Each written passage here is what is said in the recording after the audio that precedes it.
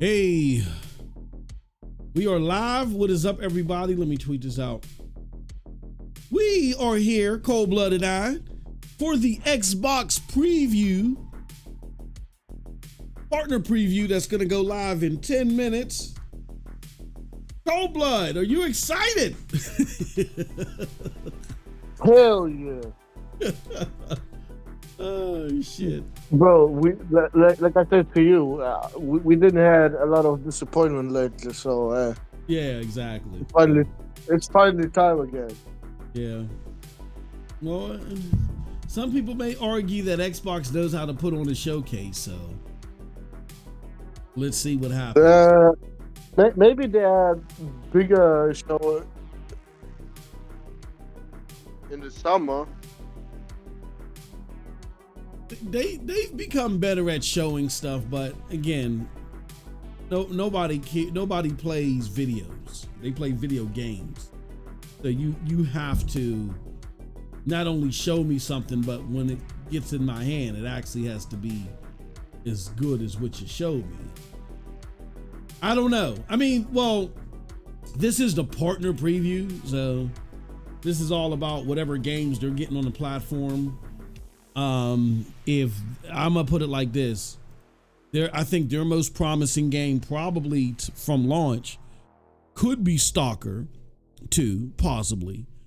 So that means that, as it always been, that the best games for Xbox are made somewhere else, which that's fine.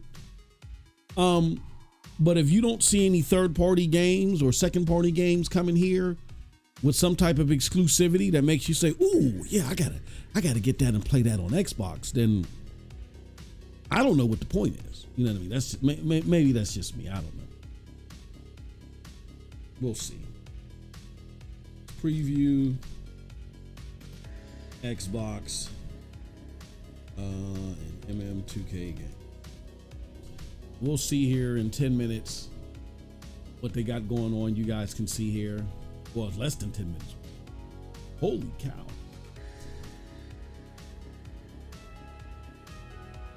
Oh, we got a follower, a new sub. Thank you for the new sub. We appreciate it. And let's post this here. See what y'all saying in the chat. What's up? Real Royal Vision, what's going on? Good to see you. All right, let's oh,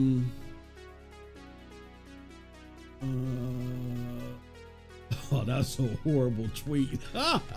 That's fucking horrible. That I can't even repeat that one. Blue Fire Demon said, wasn't there talk that games were coming to PlayStation 5 by some insider? Yeah, there's oh yeah. Well, we know there's games coming. Let's do this. I also want to tweet this back out. Here, let's do it.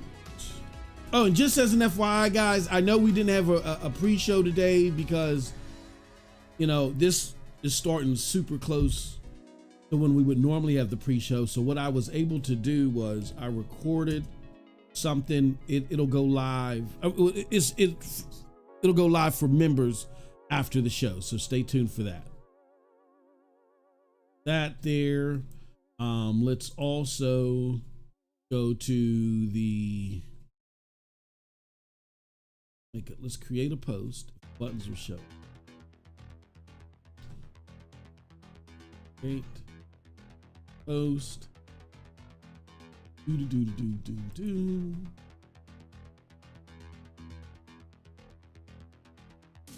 Action.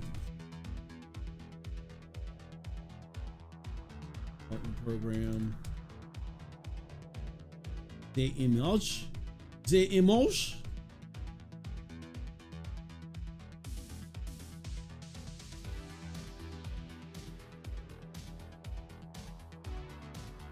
If it'll show up here now. Copy.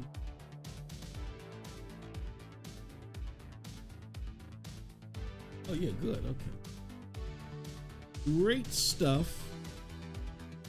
And then last but not least, put this in the Discord. Hold on. I'll be right back, y'all. I hope I didn't leave something running. Hold on. I'll be right back.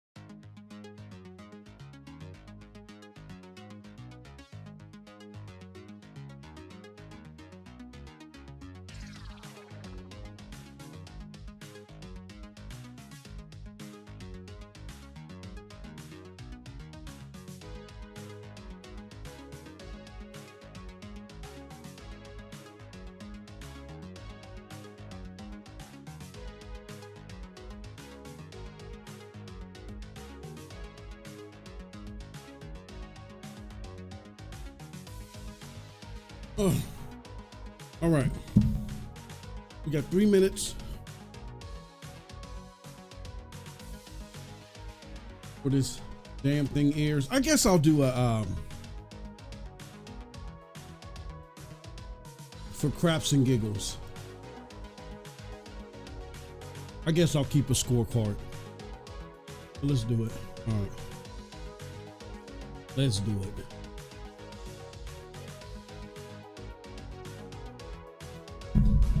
What's going to be your favorite thing that you're waiting for Cold Blood to play on your PlayStation 5 Pro?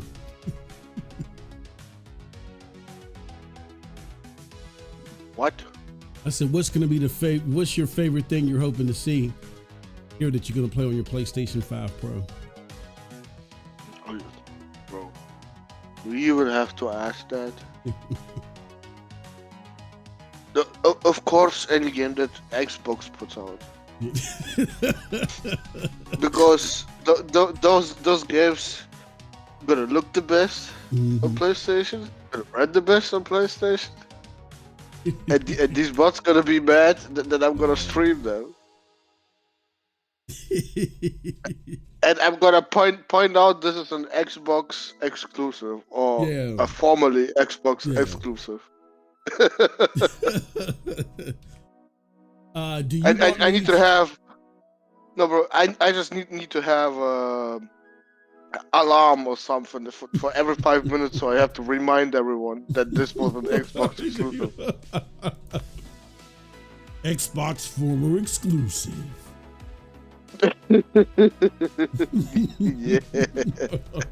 Yeah.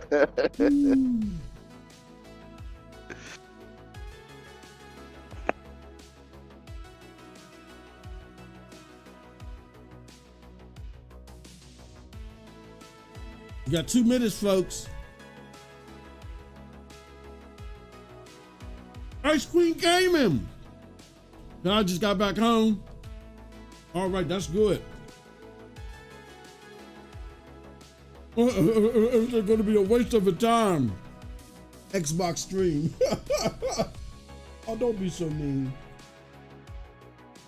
They might show Pentiment too. And not make y'all happy.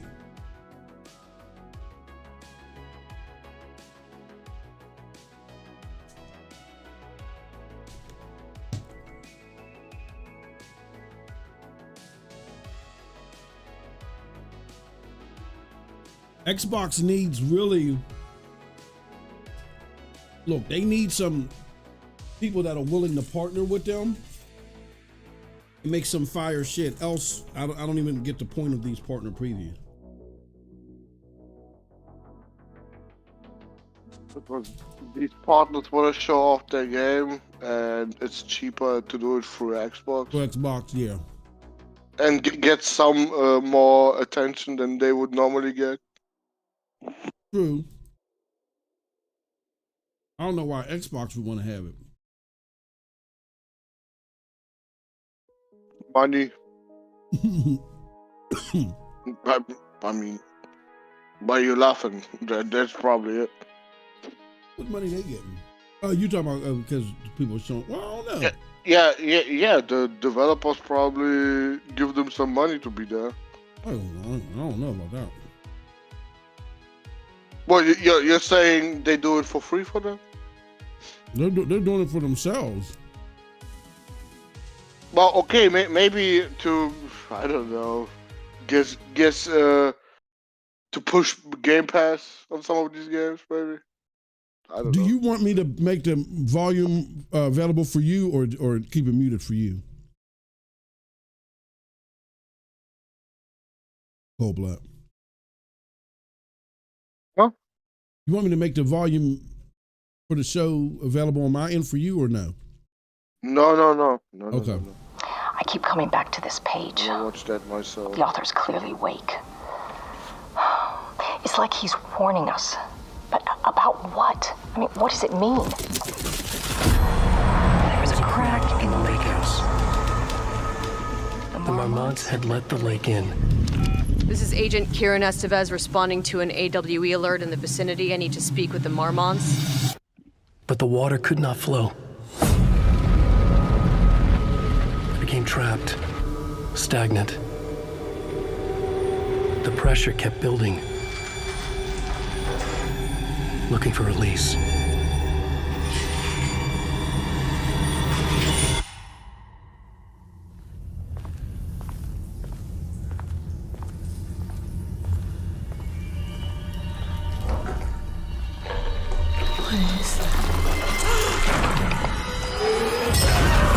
We have a situation in the lake house. All agents converge on the facility now.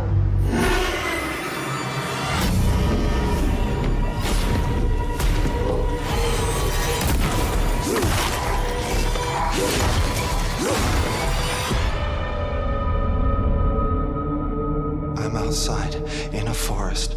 Not here, not here, not here. Find out how Remedy is Oh, bringing that a AI darker voice tone is and back, horror baby. Oh out yeah, Let's yeah. go. to second expansion, The Lake House, exclusively on Xbox Wire.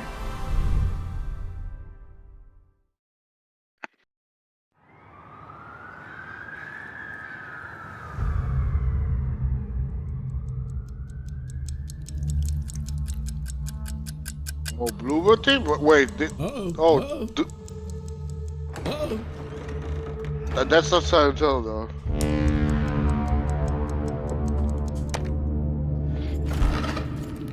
Uh-oh.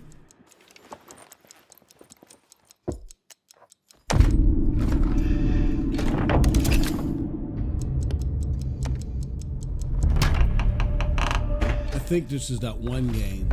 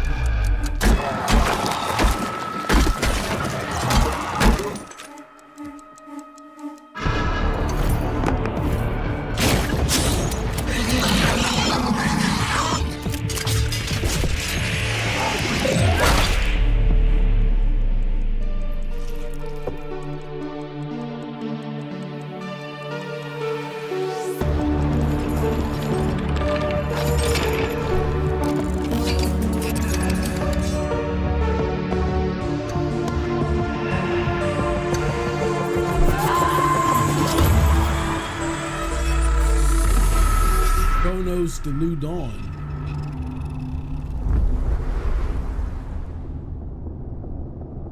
This is some knockoff Dead Space.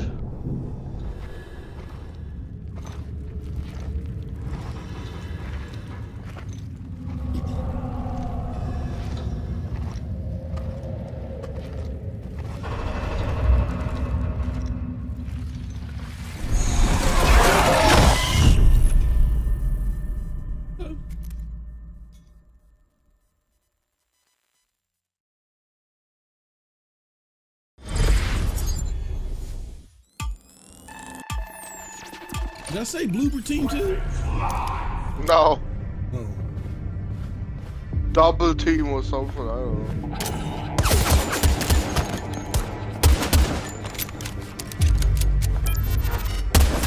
No, that didn't look bad.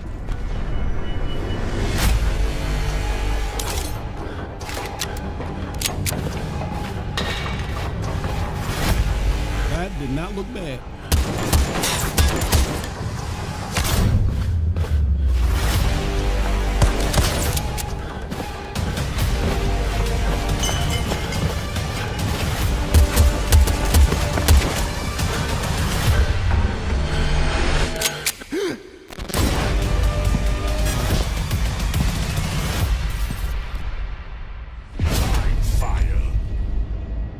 What? I'm Blind Fire is a unique shooter that removes light from the equation. Find out how the project came to be exclusively on Xbox Wire.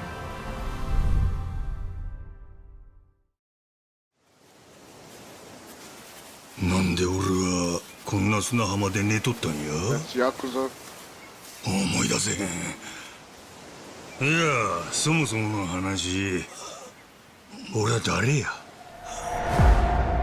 ノアのおかげで命拾いした。おじさんが記憶取り戻すまででいいからさ、俺も島の外連れてってよ。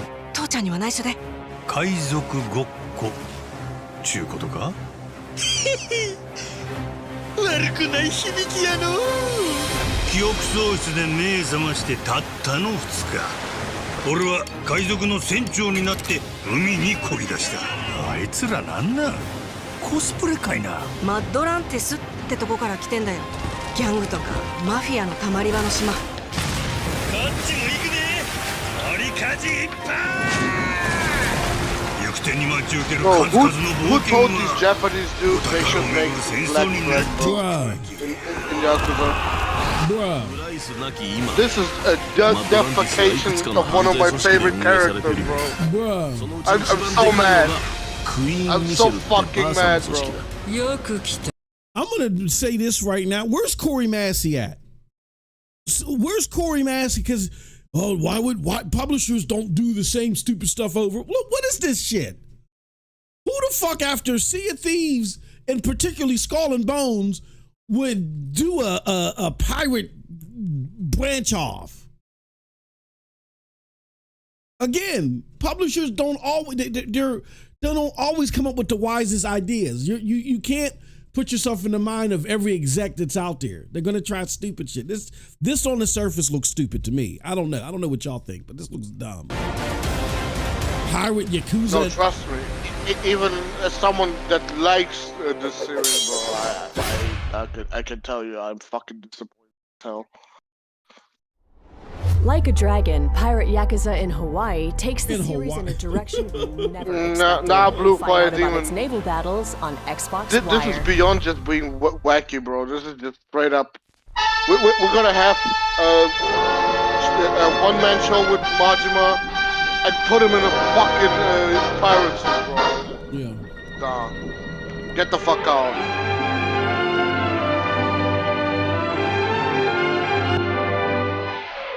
A clue, a lead. What more could a mouse detective want?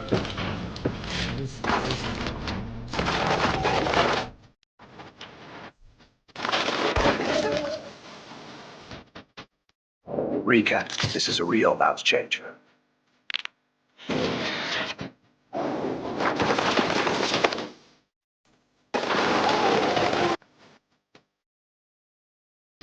Time to play detective, then connect the dots.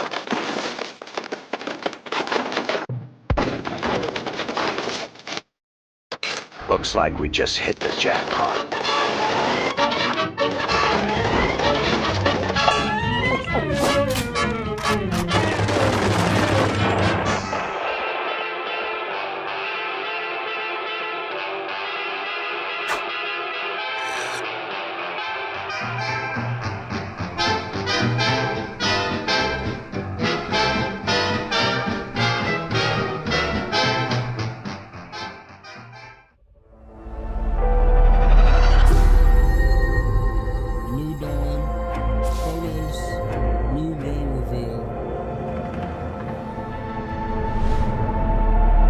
Cover, that's it. Oh, I hope that's not it. They bro, nah, they don't.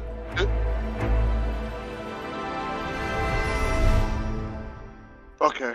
Yeah, they normally just do like a midway thing. Nothing for Game Pass yet, though. That's interesting. I told you they're done losing money.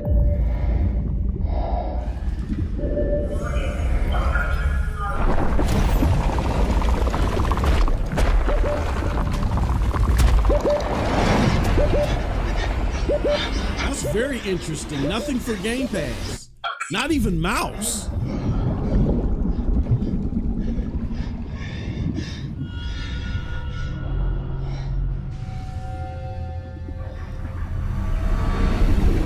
He said, Juice said, I didn't. What did he say? Hold on. Juice said, I didn't spend $7.55 on a console to play anything in black and white.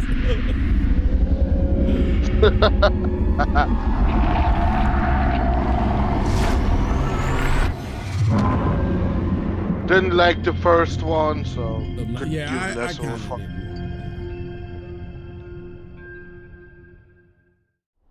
Dive into uncharted waters in Subnautica 2. With Adventure friends? alone Oh or my with God. friends as Oh, you it's so try to much better survive now. Oh on my an God. all-new mysterious alien planet. Learn more exclusively on Xbox Wire.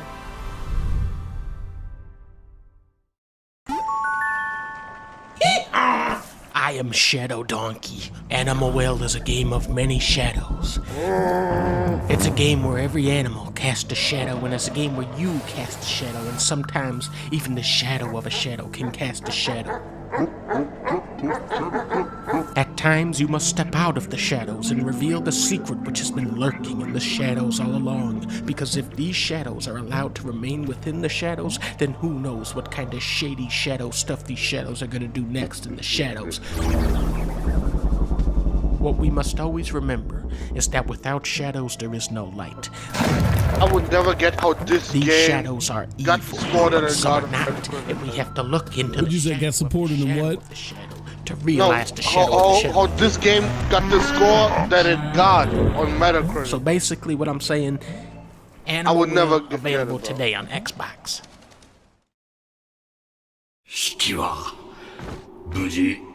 What score did it get? マザーに会いに行くんだ。一番乗りを目指してな。あんた、外の世界へ行きたいって言ってたでしょ。今がその時よ。ワイズシュタイナーは俺だ。てめえら誰なんだよ。師匠に会って。I mean, 伝えなきゃいけな I いこと actually があ like るんだ。 Zero, but まずは思考性を this 集結さ looks せるんだ。 cheap, bro. What the? エデンズグリッター。 At this point, if you make an anime game, make it look at least like every other fucking anime game with the お前 quality. の船は俺たちがもらう。マザーは実在します。この広い宇宙のどこかに。ガキがいいぜ。時間はねえが遊んでやる。友達のいねえお前の友達になってやる。Zero.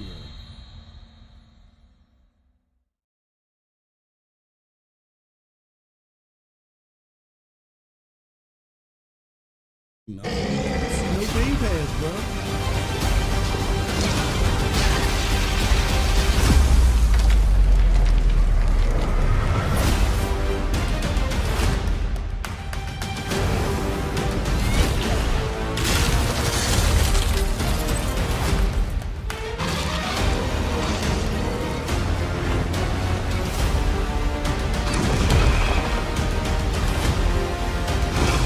That avowed in third person or something?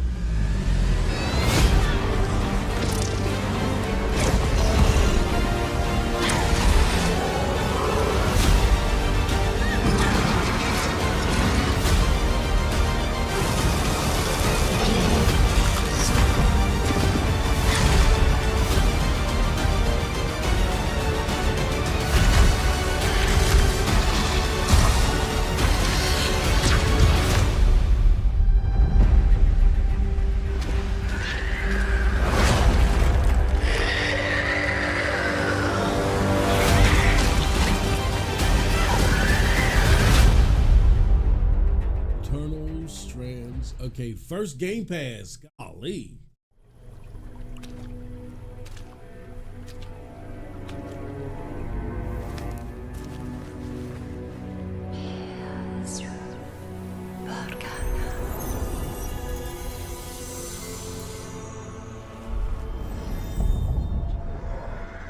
I have seen the gods shatter into gilded mist.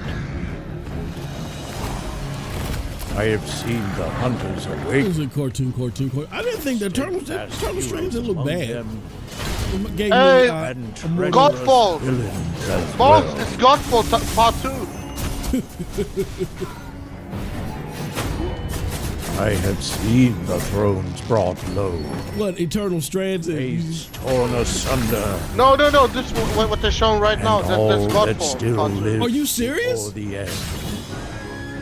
They war and struggle in Of course I'm serious. Oh, I was about to say, holy God, I mean, this.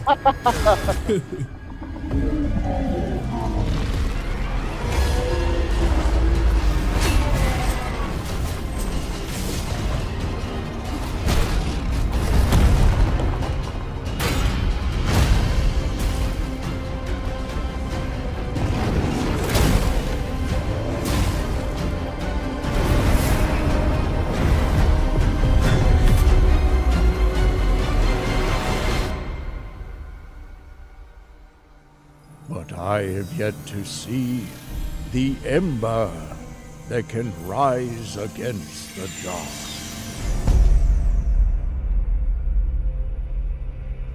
Well, I was close, goddamn. Mistfall. I was very close. Mistfall Hunter crosses Souls-like and extraction games to make for something brand new. Find out more exclusively on Xbox Wire.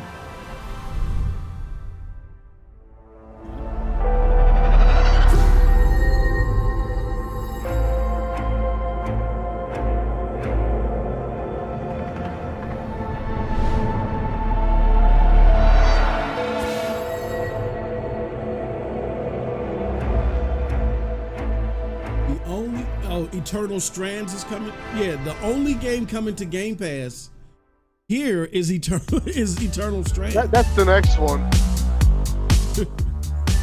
yeah, here we go. It better come out for Game Pass. It better come out for Game Pass. Fuck it.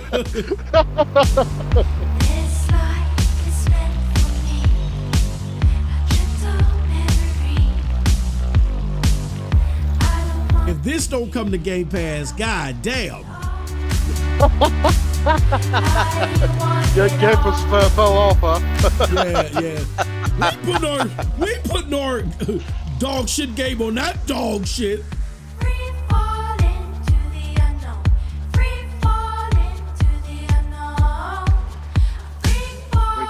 Just had a blow-up doll as a bike. Oh. Did I see that right? I think you did. What the fuck? This shit better be on Game. If this shit ain't on Game Pass, goddamn, something's happening there.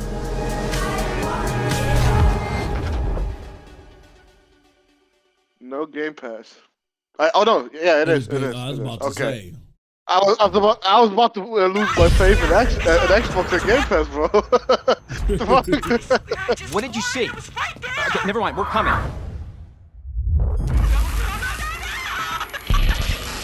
Hello?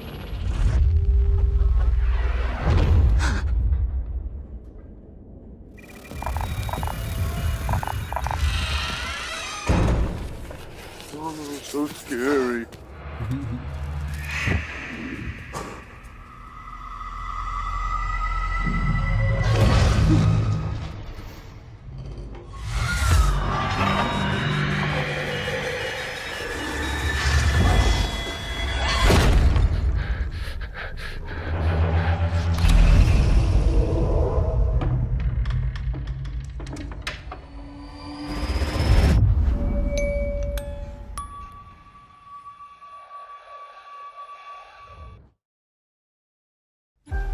My dearest child, this island offers everything you may need in your precious life. Vast forests, roaring rivers, and mountains of rock and ice. You are old enough now to know that for every bit of goodness in this world, an opposing force exists. In the heat of the earth resides a darkness you cannot fathom. Demons as old as time, my child. Do not doubt, even a light like yours can be tempted by the dark. You must always choose good. And that I know you will.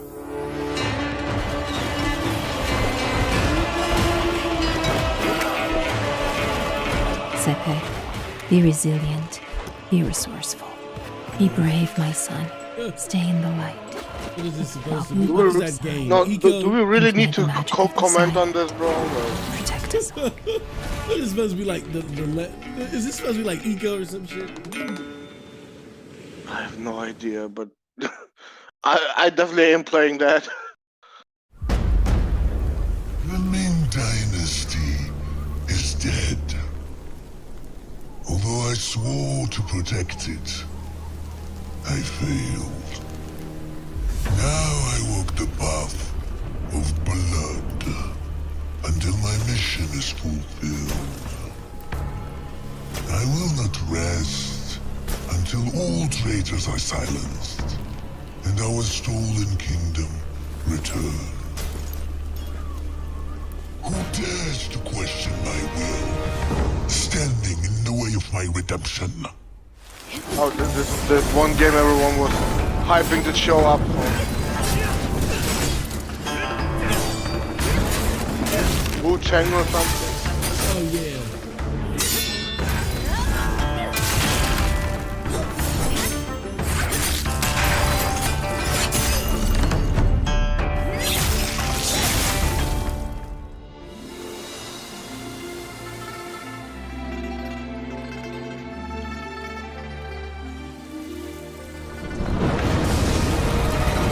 Oh, more! They got weapons like this, so you can play this game. They even thought about you, bro. There was like these Americans, they can only play with guns. So we need to think about something. I mean, is it just? I don't want to sound like a hater. Is it just me? This doesn't impress me. Or is it just me? Oh, I want to play. Why not?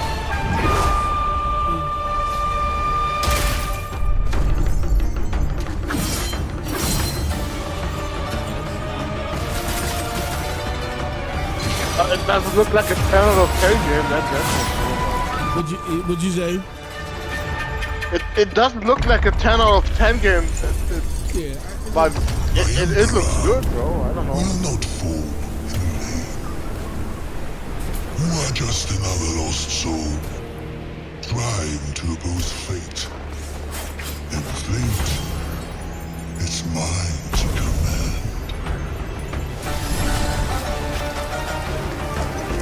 Yeah, I think we're starting to get oversaturated with these type of games. It is coming to Game Pass though.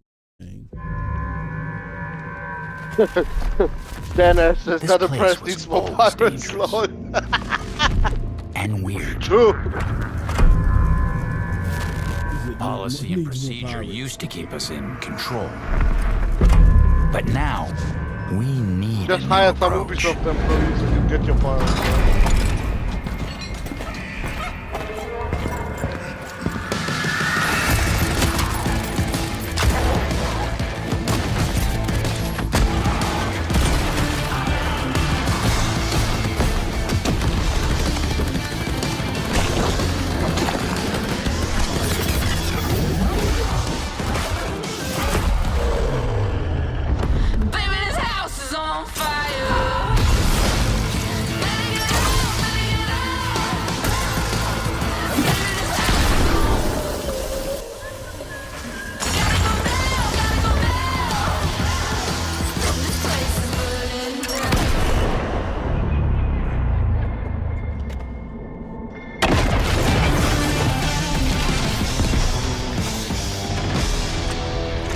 Welcome to Firebreak.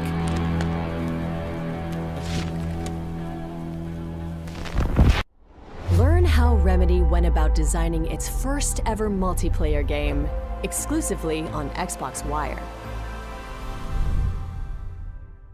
That's well. They try to get some cash now. I can't blame them. Well, that was it. But there was only 2 Game Pass games in this. No, there were 4. There were 16 games shown. No, 15 games shown, and 4 of them were Game Pass games. Well, I would say that's a good ratio. No, that's not. That's not a ratio in comparison to shows past. Like shows past, if not half, at least the majority of games that they showed. No, I say it's a good ratio in the right direction for the industry. Oh, that less and less of the shit is in Game Pass. That's a good thing. It's good for. It's good for the developers because once you put the game in Game Pass, there's a stigma that goes for it, but it's not good for you Game Pass motherfuckers. Wouldn't say that. I got Game Pass, but bro, for what? I ain't crying if a game doesn't come out over there. Yeah. I mean, I don't know. What did y'all think of the showcase? I'll put some. We'll do a. We'll ask for a score. Didn't need to be shown out of 10. He said, I didn't think it was for a partner showcase. I mean, it was bad, but bro, like, I mean, you could have done that in just a YouTube video for all these games. Yeah, it's not moving. You didn't need a whole show for that. Yeah, I guess they feel the need to show people that, hey, we still got cool looking games coming to Xbox. I guess that's what they're, But the problem is for you Xbox motherfuckers. Yeah. I mean, Game Pass motherfuckers. Yeah, you Game Pass motherfuckers. Y'all are in trouble. Holy fuck. You got FBC Firebreak, which is coming to Game Pass. You got Wu Chang, which, to me, I'm just seeing too much of that shit. Like with Phantom Blade Zero, that's like, I'm cool with that. And all the other shit that I've seen, like this right here, when I look, it's not that I'm seeing too much of it. It's based upon all of the other games of that style that I've seen. Nothing here stands out. It just looks like more of the same, Like, I'm looking at this. Okay, I have Wukong in my hands. I got Black Myth in my hands. What is this in regards to Wukong? You know what I mean? So I'm not interested. But if they like it, I love it. Whatever. That's coming to Game Pass. That's cool. What was Eternal Strands? I forgot what Eternal Strands was. Oh yeah, the Eternal Strands game that kind of reminded you of what do you call that? Oh shit, Immortal Phoenix Rising. It had Immortal Phoenix Rising vibes to it. You know what I mean? That's okay. That's coming to Game Pass. The bike game where you had the inflatable body as one of the bike parts, that's coming to Game Pass. That's it. Out of the 15 games that they showed, I think the message to you is, outside of Xbox games, if you're leaning heavy on Game Pass to get your games, you better start changing your gaming habits. Like for these third-party games, you're gonna have to start buying this shit. I think that's the message that they're sending. Yeah, bro, that's a good thing, actually. Yeah, that's. But it's just for those that were like, Xbox is Game Pass and Game Pass, and it looked like as of like earlier this year and parts of last year, they were actually doubling down on Game Pass. But I guess they realized, we can't. We can't do that. We got to change the habits of our gamers. If we get third party shit, and you're gonna have to buy it. But look, Moss. Now the money goes towards their own shit. Call of Duty going to Game Pass, Diablo going to Game Pass. Yep. All that shit, bro. Yeah. So there's less budget for these fucking trash ass games to be on Game Pass. Yeah. Like those of y'all forget. In that was it Bloomberg? Yeah, I think it was a Bloomberg interview with Sarah Bond. They revealed that they spend $1 billion just on third-party games that they have come to Game Pass. Those days are over. It appears. It appears that those days are over, and I agree. It just didn't make sense. And I told people years ago, I give it a 7.5 out of 10. Yeah, I would give it a 7. I mean, I give it a 7. I think a 7.5 is fair. Not sure about that. That's a little bit high, I would say. For third party showcase, yeah. Even then, that's a bit too high, bro. Like, 2 games for me stood out. That was the Bluebird team game, and Wu Chang. Everything else was like, whatever. Couldn't care less. Yeah. And 2 games out of what, 15, bro? That's, to me, that's that's a 4 or 5, bro. Nothing higher. I'm marking it solely on presentation. They what they showed was where's the presentation, bro? They literally have an AI presenting this shit. I'm talking about the presentation as far as the games. I give a shit less who's talking. Unless these are real people, yeah, then they need to get an award for sounding as much of an NPC as possible, bro. Holy shit! No, that's AI, bro.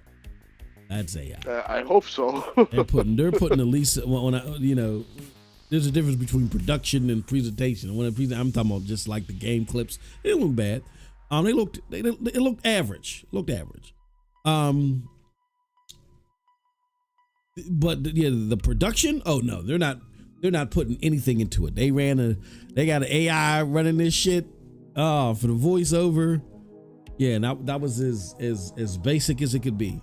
I didn't think it was a bad showcase. I mean, I'm not excited. I'm gonna be honest with you, except for the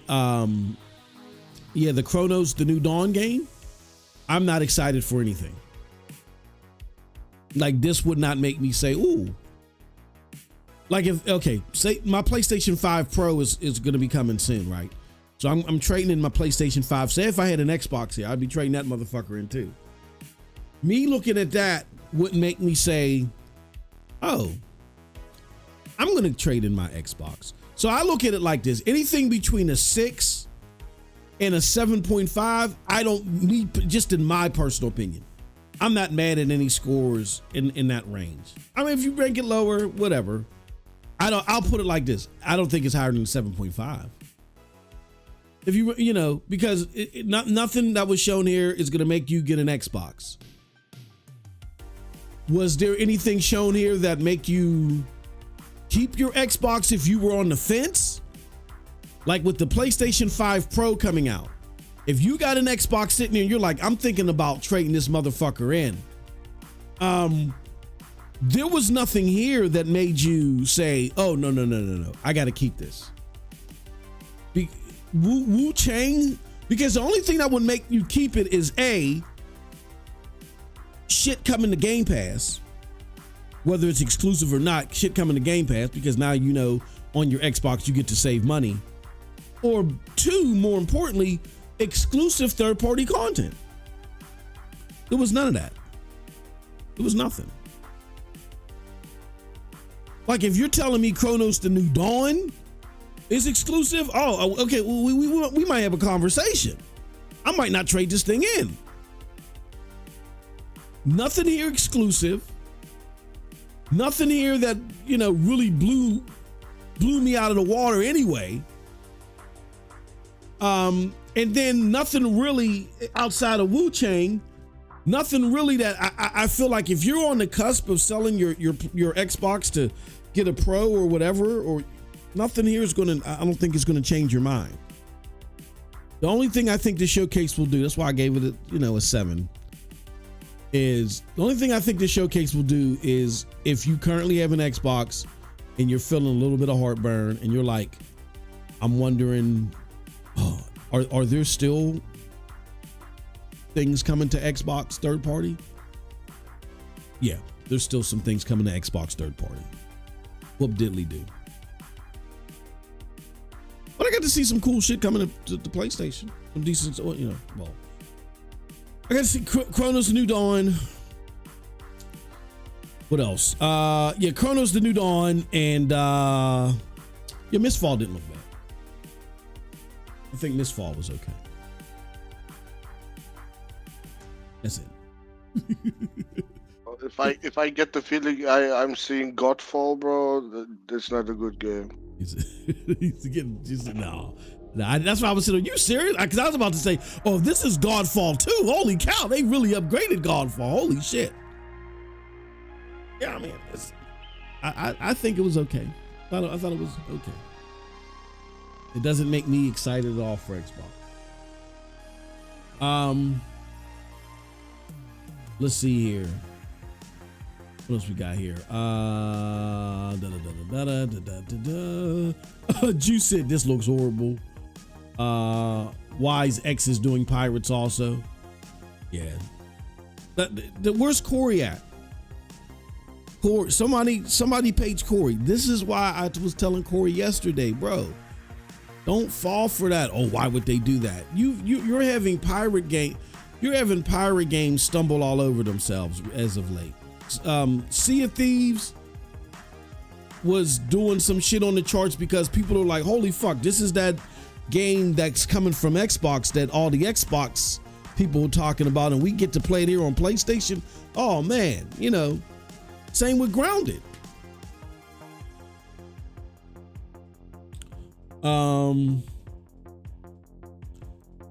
Royal Vision says, Juice, it'll be $30 hopefully on PlayStation Plus. What's that? The mouse game. Yeah, people are seriously interested in the mouse. I get the aesthetic lore because it gives you that 1930s cartoon thing, but after you get past that gimmick, so what? I'm like tired of gimmicks. Phil Spencer has his own game named after him called Shadow Donkey. I didn't even know what that game was. What is it? It was Animal Well. That's what I thought it was called too. When I originally typed it in, I put Animal Donkey or yeah, whatever, Shadow Donkey. The graphics on these games look like a Nintendo partner preview with just bad games. I wouldn't say they were that bad. They weren't great. Over and over screams lazy lack of creative talent. Yeah, nothing moved me, man. And I'm Wu-Chang again. I'm looking at, this is what I'm looking at. If you're going to make a game within the same genre with the same like appeal as a barrage of other games that are coming out, like, all right, something should stick out, right? Like for instance, what's that one game? Oh man, that's the place. Oh, Phantom Blade. I see Phantom Blade, I see some shit, you know, aesthetically that's like, okay, wow. I didn't get that from this Wu-Chang. You know. Xbox loves the cartoony stuff, bro. See, couldn't type fast enough. Blue Phil loves the cartoony stuff. Xbox definitely don't. Yeah.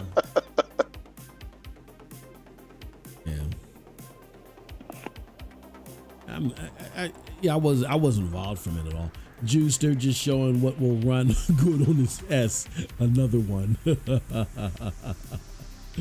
Oh god. Yeah, they don't show you Stalker running on the S. What do you guys? Can you guys put scores in here? What do you? I'm gonna put a poll up. Y'all think my score is too high? Let's do a poll. What would you rank this out of 10? Let's see here. I'm gonna put a 9 plus.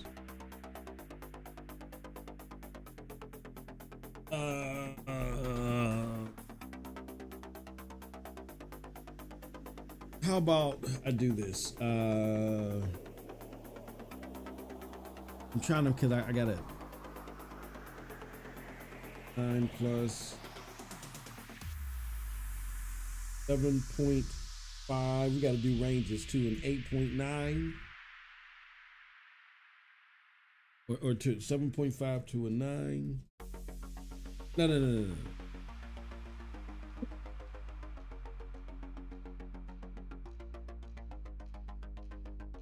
To 9.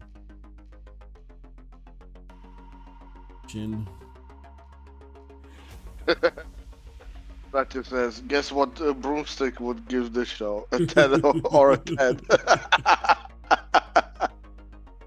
Yeah, he probably gonna be one of those delusional dudes that's gonna say, oh, that was great. Please, more of this, Phil Spencer. Yeah, see, I see a lot of 4s, bro, already, before you even do the poll. I was feeling the same way.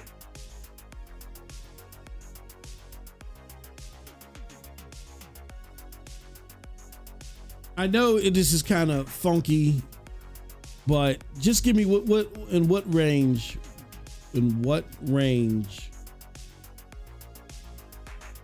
would you rank this show? Yo, chat is on my side. Get that. Range. You rank this show. Damn. Okay. So, because we ain't gonna front. I'm not even gonna put a 10 there. Like if you call this a 10, you need your head examined. But all right, so I had to put ranges up here. Would you give it a 9+? Would you give it an 8 to a 9? A 7 point, a 6 to a 7.9, or would you give it below a 6? Damn, these ones.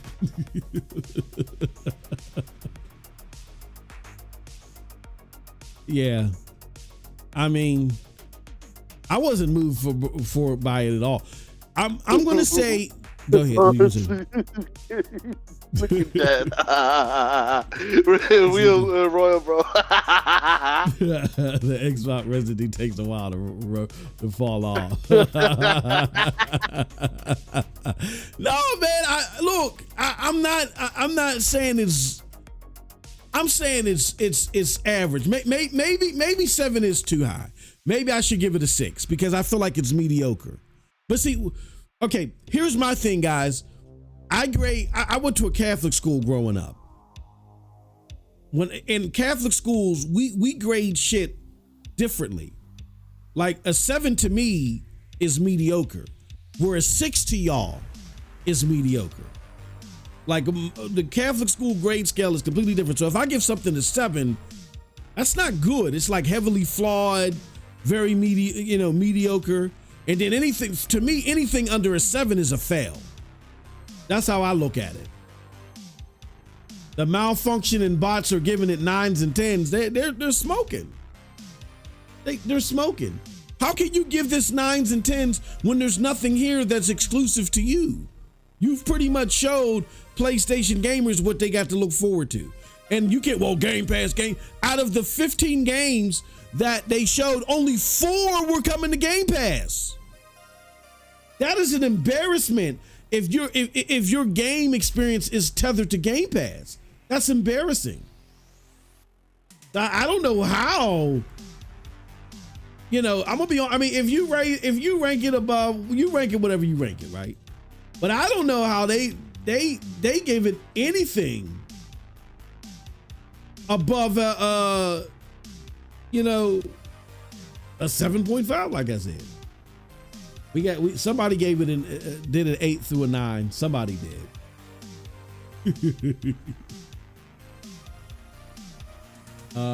At least I have hope for you guys because you didn't put a 9+ in there yet. Oh shit. Yeah, I don't think that. Yeah, 7 is not a good score to me.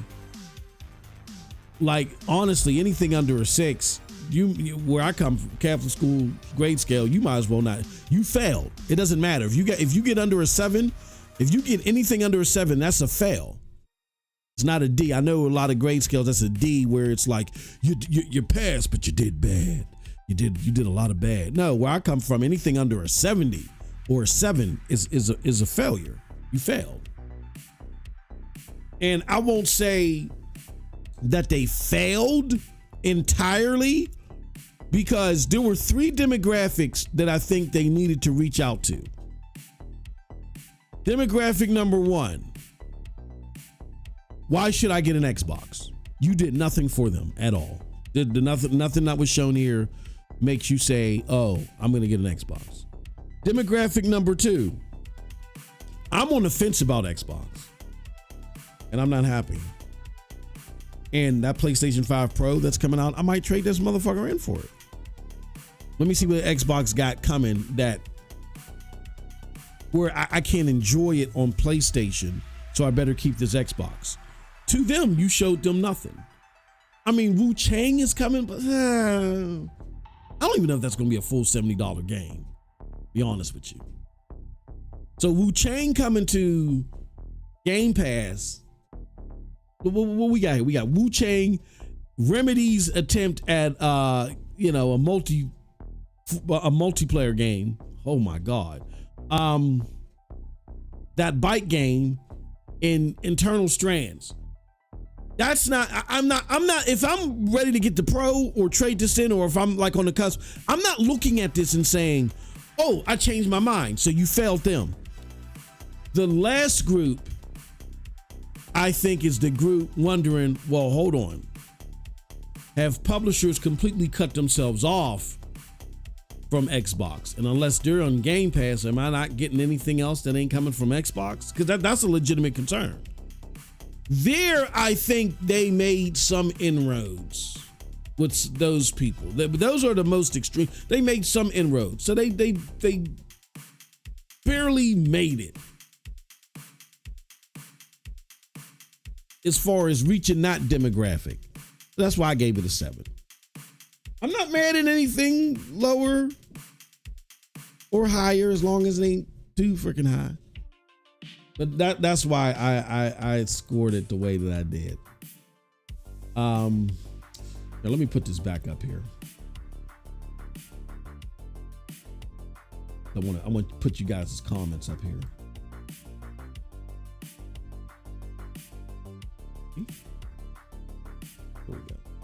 Knew we could do it. All right. So let's get to more of your comments. He says, too late for that MM2K. Anybody that has Space Marine 2X, anybody have Space Marine Xbox sales? I don't know. Janky Jones. Yakuza only stuck out for me, honestly, says Ryan. 7.5 show. 5.5 with the Xbox tax.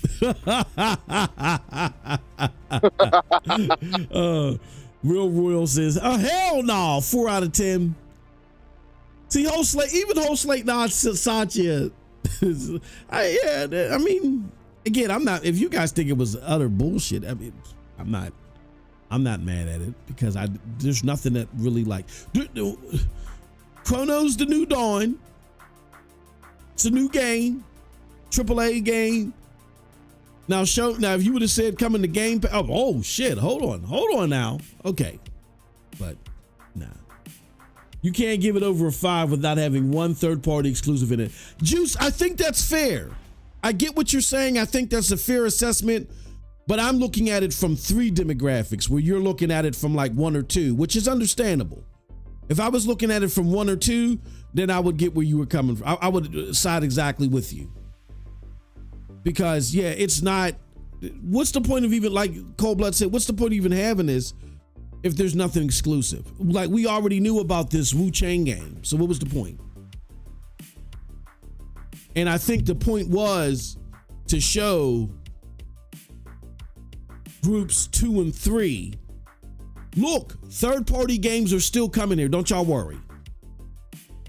To group 2 that's already like on the fence, like, nah, puppy, nah. You're getting the same shit, some of the same shit that's coming over there, and it's going to play better over there. Sayonara.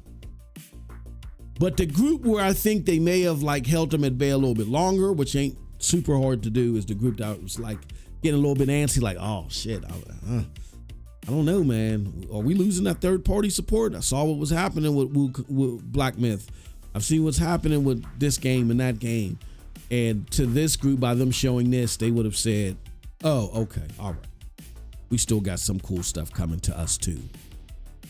But I know, Juice, I'm with you there. They abysmally failed there. And they're going to continue to abysmally fail, I would presume, because you're not building a consumer base on a platform which would be an incentive to getting exclusive. See, this is when you forget your roots, that's where you fuck up. When you try to like do something else before you mastered the thing that made you, that's where you fuck up. Look, I'm an former Xbox enthusiast, former Xbot. I will tell you what made Xbox was outside development. But what about Halo? Halo was a great experience that you happen to need an Xbox for. Outside of Halo, everybody played their games on PlayStation 2. Even I, who hated PlayStation, had a PlayStation 2. Why? Because the games that I wanted to play, like my fighting and my King of Fighters and other shit, wasn't coming to Xbox. I had to have a PlayStation 2. So we mentioned Halo with the OG Xbox, and you don't understand. When it came to engagement with the Xbox, most of it was done just simply through, okay, I happen to have an Xbox for Halo. Fuck it, I'm gonna do it. Wasn't until the 360 was it, oh, I gotta get Xbox generally just for the experience overall, not just Halo. What are the games that made you do that? Call of Duty 2 at launch. Gears. Prey 2. Prey was a big one at launch. But Gears of War. BioShock. Mass Effect. Even though those were timed. Getting marketing rights to Fallout 3. Having that game which was looked at in a real revolutionary way, the marketing being associated to your platform. Stuff like that. That overall experience. Was that anything internal? No. That was all external stuff. That's what made Xbox. What made Xbox was the external developments. They utilized their talents on the box, in the software on the box. They partnered with developers to bring them good games. End of story. That was the formula. We're going to give you a great box that plays games, and then we're going to add all this other shit to it that's going to heighten your experience. Secondly, but when it comes to the games, we're partnering with the motherfuckers that know how to make the games. That's what we're doing. Now, there are some things that we're going to keep in-house, like Halo, and some other shit, like the racing games, like the shit that is like we do very, very well. Yeah, we're going to keep plugging away at that.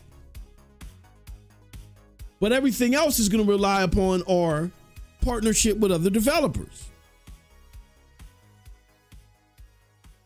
And it wasn't until Phil Spencer came in, had no idea what he was doing, didn't know which partners to go to. It was proven in the games that rolled out even for the Xbox One. The games that they launched on the Xbox One, and they went on a full blitz. They had a whole bunch of shit launch titles. They were mediocre.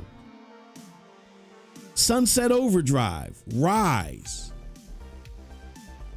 There was a Dead Rising 3. Like they were mediocre. They weren't horrible, they were just mediocre. There's nothing that stood out. There was no must get.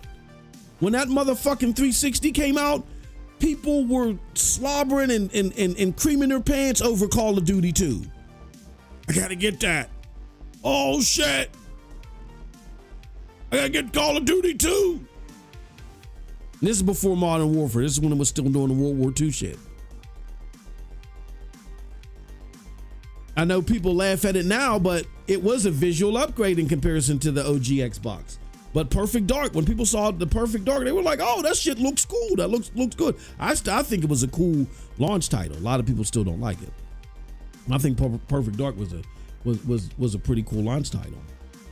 Had co-op in it, all that shit.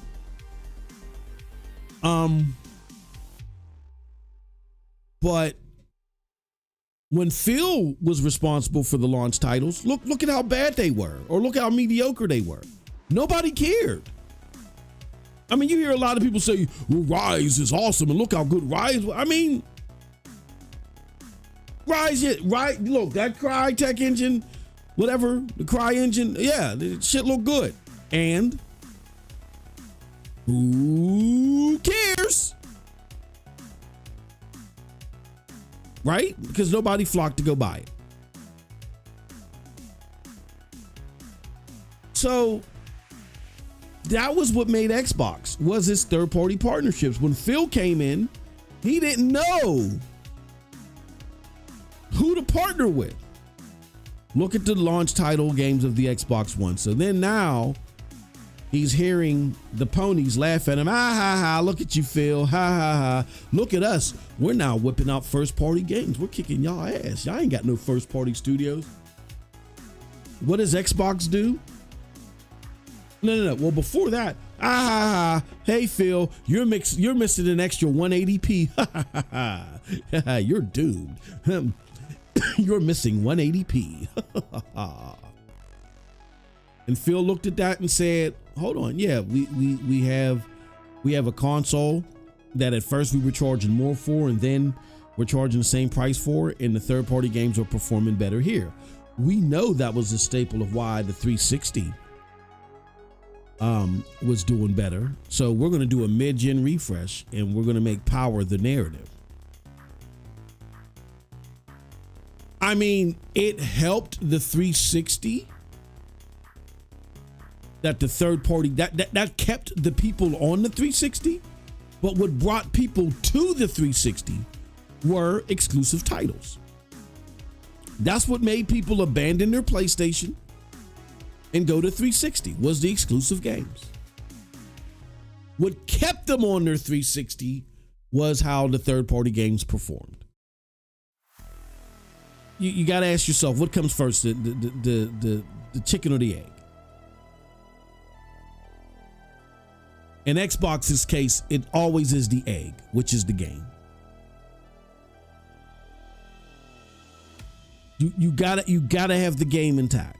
The game has to be intact. That's what has to be nurtured and matured, and then when it sprouts, you know what I'm saying, then you got a full chicken that, you know what I'm saying, can start supplying you other shit. Oh, you got multimedia, you got this, you got that, you got this. But you got to nurture that egg represents the game. You nurture the egg, when it sprouts out, then you get the full chick. Not until then. Xbox fucked up under Phil because, again, he didn't even know how to get the games at the beginning. Then he's thinking out of order. Oh, we got to run with the power narrative. That's why we're getting our ass kicked. So while PlayStation is now got games out, and you're focused on, you spend all your money on power, and you didn't have any games. You released with fucking Phantom Dust and Super Lucky's Tales. Who launches a mid-gen refresh? I don't. Anyway, I'm not even gonna go down there. So then you still lose, and people are like, okay, well, we had the power narrative. We tried that. What is it now? Oh, you guys don't have first-party studios. It's not you don't have any exclusives. You don't have first-party studios. Oh, that's our problem. Okay, we need first-party studios. Oh, okay, all right. So now let's go get first-party studios. So you go buy a bunch of first-party studios. You buy the first-party studios in You still got no hits. So what's happening? What is it? What's still missing out of the equation? The thing that built you, power narrative didn't help you win the OG Xbox era, right? If it was all about power, how come you didn't win the OG Xbox era? You've tried everything to fix the problem, but fix the problem. The problem is games. And Xbox has never been good at a wide scale of developing games. They've been good at partnering with people and bringing in games. Like, look, there's this preview of Stalker 2 that's been going around. Now, some of it has been heavily overspoken, I won't say that because we don't know. But I feel like I smell a lot of glazing happening from Jazz Gordon. Oh, they might have their game of the year, But again, what else do you fucking expect from him? But there are a lot of people that are saying, look, this has the potential of being something really good. I will warn you, a lot of those same people are the same people that gave glowing remarks to Redfall's preview and actually led a revolt against Giant Bomb and PC Gamer when they were like, nah, this is dog shit. So make sure, hopefully you guys and gals are aware of that. But let's just say if Stalker 2 does come out and it is a roaring hit. It's a smashing hit. People are like, holy shit, that's a good game. Well, then there you have it. The answer is not you trying to do shit besides build a competent box that does what the fuck you say it does, and you using your money to partner with developers to bring you great games. I remember arguing with some Xbox people, and I told them this was Xbox formula. Oh no, well, Xbox soured relationships with people, and that's why they can't do it. Fuck out of here. Xbox just dropped $100 billion to acquire studios. Are you fucking kidding me? The L to any woe is cash. You're trying to tell me they're not walking in the motherfucker? You get $1 billion. That $100 billion.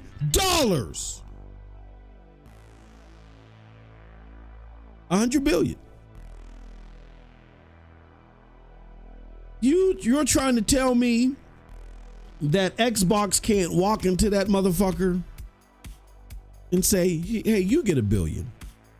Bring us an exclusive. Hey, you get $1 billion. They could do that shit 100 times. 100 times.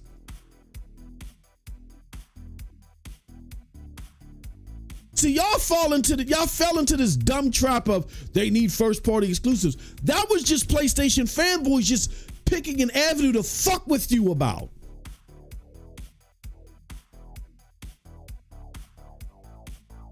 PlayStation has been developing games, been part of developing games forever. You just started.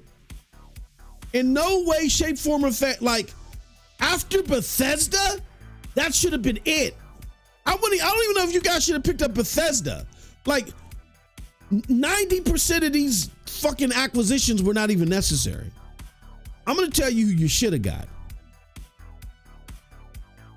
If I'm Xbox, I'm just making a bigger investment in 343, and I'm grabbing the most talented. Fuck all this, we're trying to appease certain political groups, so we're making sure that we look a certain way. No, like I've said in my video that you guys will see after this, when you organically let that happen, you got to see. Okay, now I'm gonna give you guys just a small snippet of my video, because it's about Ubisoft, and I'm talking about different groups that have led to you being ill-advised about what the real issue is with Ubisoft and how they actually have tricked a lot of you in aiding and abetting Ubisoft into doing something nefarious. I'll go into it in the video. So we get into a little bit of this political theater of what drives some of these groups, right? And so I address the whole DEI anti-woke thing, and I break it down into sections. I say there are nefarious forces in that wing of that movement. There are some people, but there are some instances to where there are other opposing groups that legitimately are trying to use the word diversity, but they're not trying to become diverse. They're trying to eradicate a certain group and put them out of the picture. Meanwhile, that group still is a predominant group within gaming consumerism. So you fucking dummies, you're not going to tell any group of people, oh, we're going to eliminate you from games, or we're going to eliminate your role. We're not balancing it out. We're eliminating your role, but still pick up and buy our game, and you're going to like it. Like that, nobody on this planet, regardless of what you think of them, is going to do that. That's stupid. So in the video, I address that, and I say in the middle are the innocent people that get pulled one way or the other that don't understand the agendas of both of these sides, right? And I feel like Xbox at times represents that other side of that agenda, where they're trying to force aesthetics and not couple in qualifications. Now, as a minority myself, I've been part of efforts to make sure that diversity was up in par, because we were losing business because of it. Like literally, we had a client that said, everything about you just reeks 1970s, from the walls to the carpet to your makeup. Like you guys are too siloed in your thinking, and you're not surveying the entire field of people out there. You're letting your own personal biases eliminate potential candidates that think outside of the box, that are bringing this industry forward. And we can't partner with anybody like that, because we don't feel like that you'll give us the biggest bang for our buck. So they came to me and they were like, what is it that we need to do? And their knee-jerk reaction was, okay, there's 5 black people over there. There's a few Asians over there. Let's just grab them and hire them. And I said, no. You got to do the hard work. You have to attack your systematic biases from the core and train yourselves to look at people as people. Forget the color, the shade of their skin. Forget certain things that you may see in their cultural background. Simply look at their qualifications and hire from that. When you do that, you will naturally pick a diverse team. It'll just naturally happen. And instead of you trying to hit a quota, a number, you will use the quota systems as a mirror instead of a litmus. Meaning, hey, let's just do a pulse check and see, how we're doing, like from our natural selection process. Oh, they're saying that 40% of the workforce should be XYZ based upon the graduating rates and so in your area for the sector. Oh, look at that shit. We happen to be at 43%. It should be organic. And I feel like what Xbox is doing is they don't go through that organic process. They're just like I said, the knee-jerk reaction. Oh, there's some Asians and some women over there and some Latinos over there. Grab them, throw them in the back of the van. All right, let's go. It speaks through in the quality, because they're so quick to speak about the aesthetics progression that they make, but you never talk about the quality that you're doing. Like every time they address their staff, they're talking about the aesthetics of the staff. But I never hear you talk about the quality potency of your staff. It's like they cannot walk and chew gum at the same time. That's added baggage that you get from Phil. Then I've had conversations with people offline where they're talking about Phil's like, oh no, I never want a character to look like this. We're taking smoking out of our games. You're focused on all this superficial shit that should come after what? How good is our game? Like, how good is the game? You never hear a breakdown, a spotlight on the quality processes. Never. It's all this secondary stuff too, because you're in the gaming business. So before anything, your games have to be good.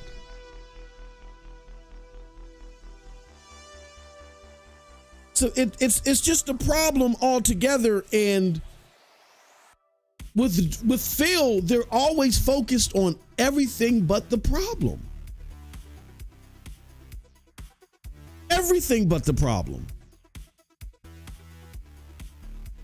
I just can't. I don't have any faith in him, and I don't understand how anybody else does.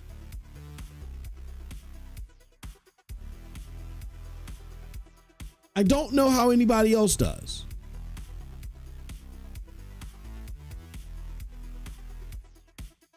Ice Queen Gaming says Wu Chang Fallen. Yeah, Ice Queen. Yeah, it's coming to PlayStation. Like, all you did was show me a bunch of shit that's coming to the platform that I'd rather play on. You did not show me anything that makes me say, ooh, I should play that on that platform. And that's because they've lost the plot. The plot, Ice Queen in chat, is, look, we at Microsoft, when it comes to gaming, we're only good at designing a box and then adding auxiliary functions software-wise to make the box more staple in your home. That's all we're good at. I mean, we can keep, we can keep 343 and make them better and put better leadership there. We can keep Coalition, you know what I mean, and make them better, put better leadership there. We can go and get it's Halo, Gears, and Forza, right? That's their brand. Just like PlayStation's brand is arguably God of War, Horizon, and Ghost, Tsushima Yutai, Ghost stuff, right? But then they got Insomniac with the superhero game. You get two more studios, right? Now, I think they did a good job in picking up Obsidian. I think Obsidian was a good pick. And I think Obsidian should be your focus of your hard-hitting AA games. I think you can make a lot of leeway with them in that.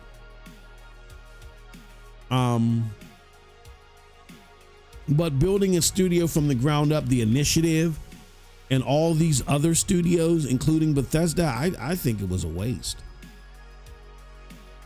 What you should have done is you should have shored up Halo, Gears, and Forza studio.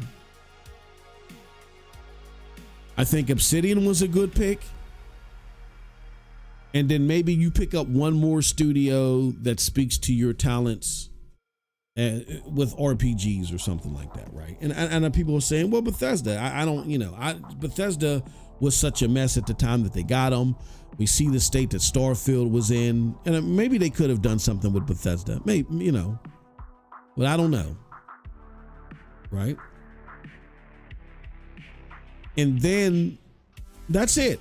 And then the rest of that money, the fucking the rest of that 100 billion goes into third-party partnerships. I'm sorry, man.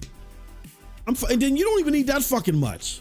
Like Cold-Blood, I don't know. I mean, somebody tell me where. I don't think Sony spent $95 billion on third-party partnerships, right?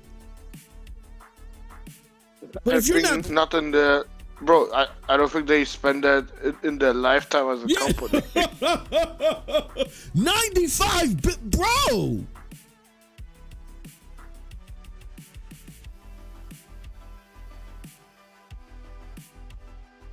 That's the problem.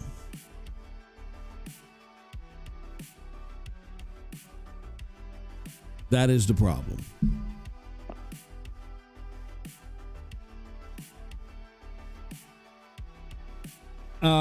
Let's go to the chat.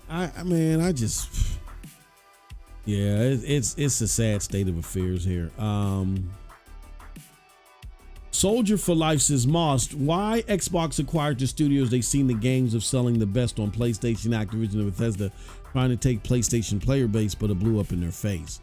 I truly think, Soldier for Life, I think the Bethesda acquisition was because of how close they were with Xbox, and then they were starting to see Bethesda being poached by PlayStation.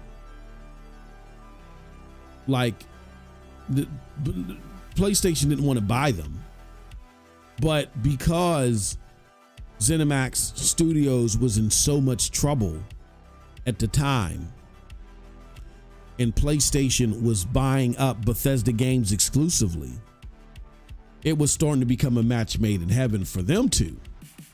And I think they said, you know what? Nah, we can't have Starfield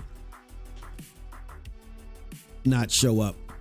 So if money is your problem, we'll just fucking buy you. Big Daddy Satya got the checkbook open. I think Bethesda started off legitimately because of that. The problem was after they got them, and everybody's like looking at this and they're like, holy shit, we just spent fucking what, $8 billion for this. God damn, man. Holy fucking shit, bro. Damn, this is crazy, man. Holy fuck. All right, we got to handle this carefully, man, or this could blow up in our face. Fuck. What are we gonna do? Well, I say we just keep this shit exclusive, and then we see what Sony does after. All right, Satya, that's a good idea. We're gonna keep. You said exclusive? No. I meant multiplat. Keep everything multiplat. Leave me alone. Figure it out. He said, okay. All right, Satya, we're gonna keep it multiplat. Good. That fucking makes sense. Yeah. All right. Great. We're gonna keep it multiplied, and we'll do better, first, or best, right, Satya? That sounds good to you. Yeah, whatever the fuck, man. This is your guys' arena. Okay, all right, that's what we're gonna do. You sound good, Amy? Okay, Amy, sound good. Sound good, Tim Stewart? Sounds good. Okay, all right, this is what we're gonna do. All right, Phil, sound good? Well, I was watching RDX podcast. Who? Yeah, I was watching RDX podcast, and they said, then to sprinkle in a little bit of Paris Lily, they said that we don't make purchases like this if they're not going to be exclusive. I'm tending to reside with those guys. Phil, first of all, what the fuck is an RDX, right? Is that some type of stereo system? I don't know what that is. Number two, we hired you to be our CEO, not Paris Lala, whoever the hell you're talking about. What are you fucking? I thought someone was supposed to take his phone and keep him off of YouTube. Nah, we're gonna go exclusive. We're gonna go exclusive. I'm the one in charge. We're going exclusive. And that was the beginning of the downfall. I talked about it yesterday, how that led to the ABK. That decision with Bethesda fucked up ABK. We connected the dots, talked about that yesterday. Check out yesterday's video for the full details on that. But yeah, Soldier for Life, I think that's what happened. That's how things got fucked up. Is that they originally wanted to do it with Bethesda, keep it multiplat. Phil got his grubby hands in there, changed it all up. And then what happened? And then there was just so much buzz, and then they got their hands on ABK, and then they pulled the trigger on ABK. And when they pulled the trigger on ABK, they kind of doubled down on the same thing, on the same mentality. Well, here's what people got to remember. Because if it's not hitting you, how much fucking money they wasted on ABK. ABK brings in $7 billion a year, close to $8 billion a year. They spent $7.5 billion on them. It's going to take Xbox 10 years to get the money back. You understand that, right? ABK brings in around 7 to 8 billion a year.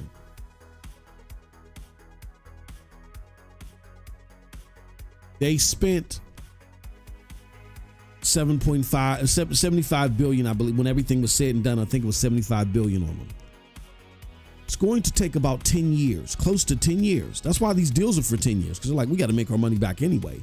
We can't even afford to go multi-plat. That's why they're 10-year deals.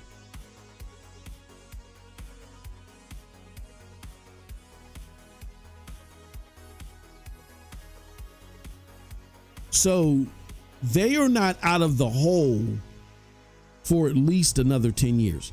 And it might be longer for the simple fact that now you got to factor into the equation that a lot of these sales on the Xbox side are going to be cannibalized by Game Pass.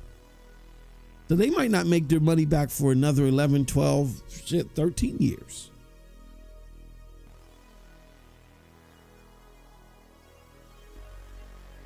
That's 10 years worth of monetary gain that could have very easily went to third-party studios.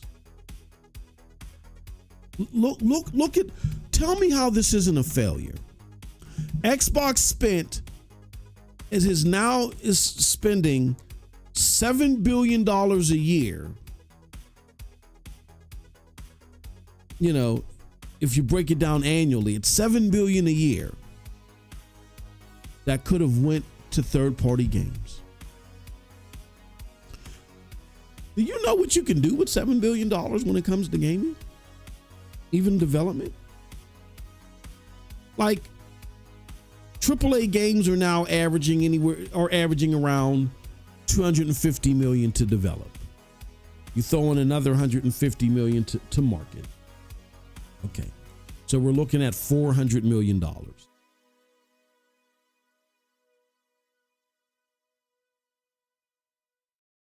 That's $500 million. That's 14 games that you can greenlight a year. 14 games you can greenlight a year. AAA games. I repeat, 14 AAA games you can greenlight a year for the next 10 years.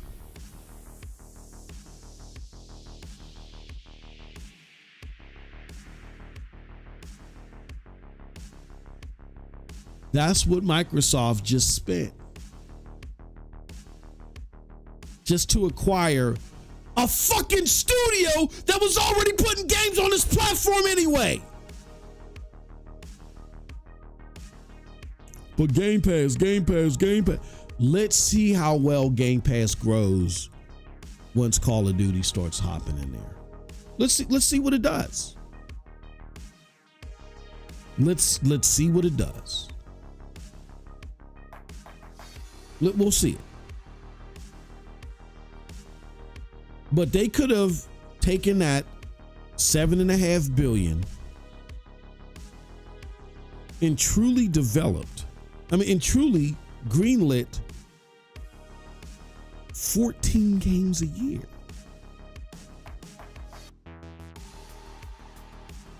I repeat, they could have taken that money and greenlit an average of 14 games a year. AAA games. Now, again, that's well beyond the scope needed or manageable, right?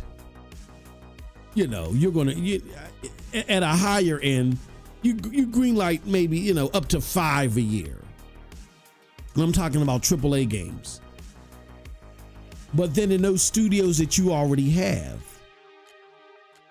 your 343, your Coalition, your fucking what's the studio, Obsidian. I'm all for the Obsidian hire, and then you bought Playground, right, to do for the Forza games. You could have done more into those studios, get them better, get the best people, come up with the best processes to develop these games, to make those, because those are your staples. You sit there and you think and you look at your portfolio and you say, you know what, we were known for shooters. Like people jokingly call us the shooter box. Fuck them, they can call us whatever they want. We haven't had a great shooter outside of Halo on here for a while. And I'm not saying Halo was great recently, no. But we haven't had a great shooter. Let's develop a studio, or let's purchase a studio that's in the that's known to make great shooters.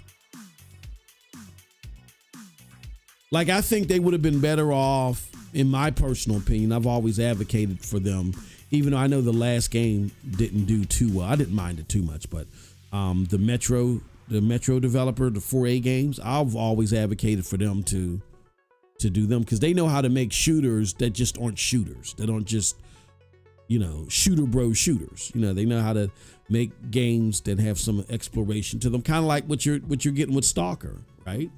From the Stalker people. So to add something else to your brand that is known, then you could have bought a couple of AA studios that make some cool shit that would make Game Pass attract, like the THQ games. I've always argued that the THQ games, THQ would be a great studio to acquire and to put a bunch of game straight to Game Pass game. THQ would be perfect for that. Because I don't think a gazillion dollars goes into making their games, right? But a lot of them look cool. They just don't look cool enough to buy for a lot of people unless they're used or something like that. So if those games if those are the type of games that are going straight into Game Pass, oh, that's fucking awesome. That's awesome. Let's do that.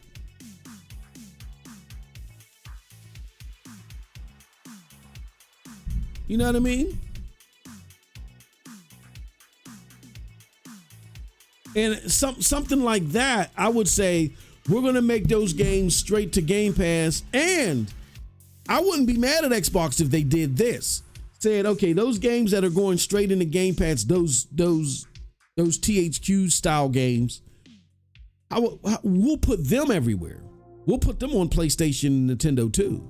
Now, I wouldn't mind that. Because here you're absorbing a developer that was on those platforms anyway. And you're pretty much absorbing them to put their games into Game Pass day and day. So, and they're still going to get, a bunch of play on PlayStation. And if people happen to see, well, you know what, that's cool that those, not only the Xbox games, but these THQ games are coming to, that's cool. I might pick me up an Xbox. Then you win either way.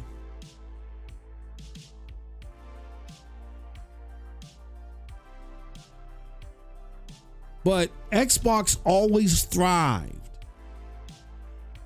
when they went out and got outside talent. Like even Bungie. Of course, Bungie was a third-party developer, and then they just acquired them at the 11th hour. Because they were like, this game is going to be so big, it's going to be so instrumental to us even being able to stick around. They just wouldn't have acquired them. That's what I would have done if I'm Xbox. I'm not looking to buy anybody unless they've consistently made games that defined my console. That's why I kind of understood the Bethesda purchase, but I think the Bethesda purchase was like 5 years too late and shit. You know what I'm saying? At least 5 years too late. The Bethesda purchase was they were on the downturn. And it's not like the person that's acquiring them is someone that has that eye to make them better. We got KC in the house.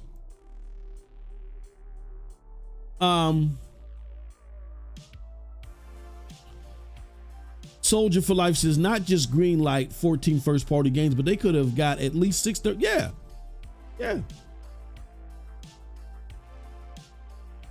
Bro. No, Soldier for Life. I think you misunderstood what I was saying, even though I was just going off and shit. Bro, I'm not saying I don't want Xbox outside. Look, I'm gonna put it to you like this, bro. I'm an Xbot of a different breed. Well, I was an Xbot of a different breed. Why? Because yeah, I hated PlayStation back in the day, but I wasn't sucking Halo's nuts. I hated that fucking game, bro. I didn't really like nothing made by Xbox. I just liked their box, and I liked the games that they partner with. All the games that made me excited for Xbox were games that were made by other people. Jade Empire, Armed and Dangerous, like the LucasArts games.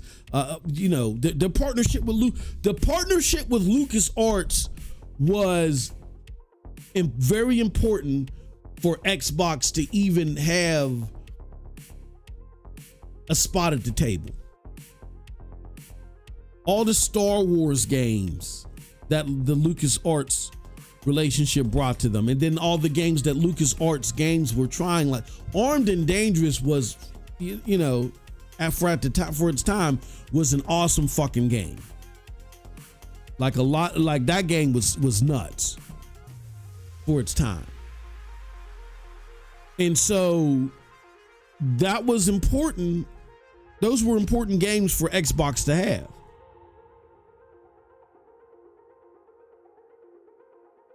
So I never was a fan of whatever Xbox put together themselves. I always liked when they partnered with people.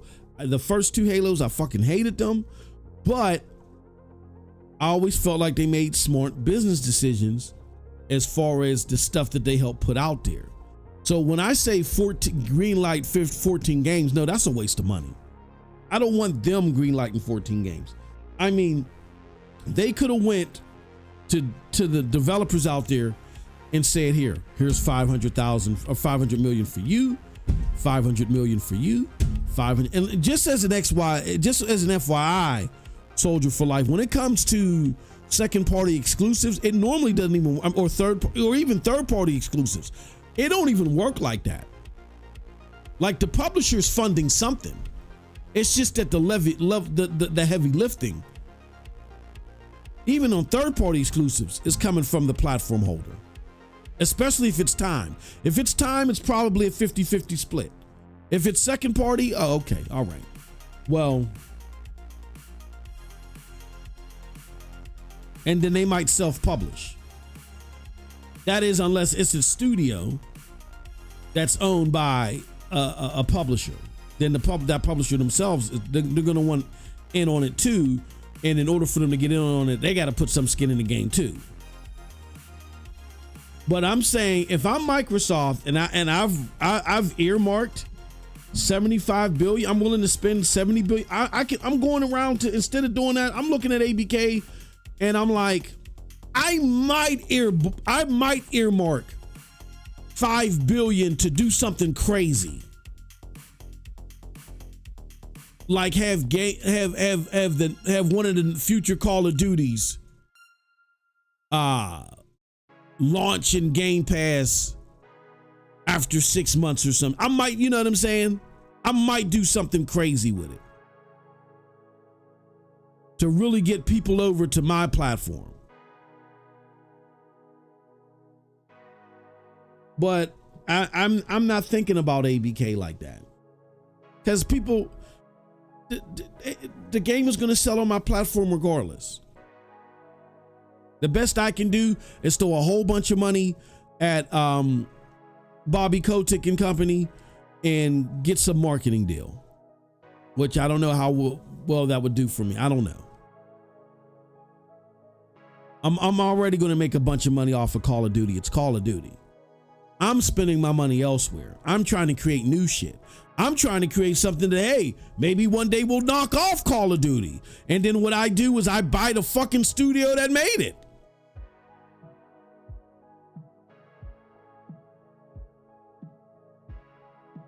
That's what I'm doing. I'm putting my money out there to continuously try things and reel things back that I could buy and keep in-house.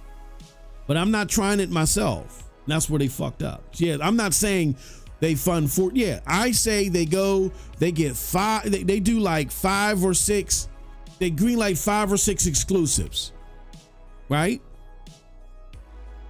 Here's what I would do with the money. For my first 7 years, like even with Bethesda, it's going to take me a while. I got to be self-aware. It's not only is it going to take me a while to get used to managing these companies, but it's going to take a while, especially for a company like Bethesda, to rebound from its bottom days. It was in their bottom days when we bought them. So we got to, help them rebound. So what I'm going to do is I realize that those first 7 years are critical, and I don't have anything on the slate to really fuck with PlayStation. So what do I got to do? I got a money hat, quote unquote. I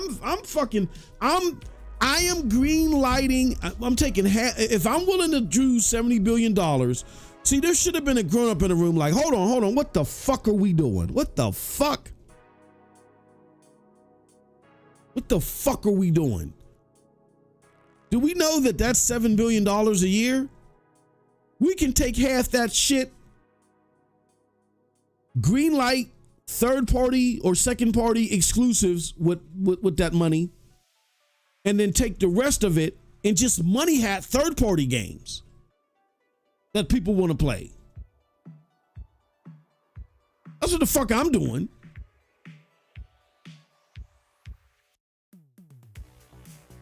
And thus making my platform number one.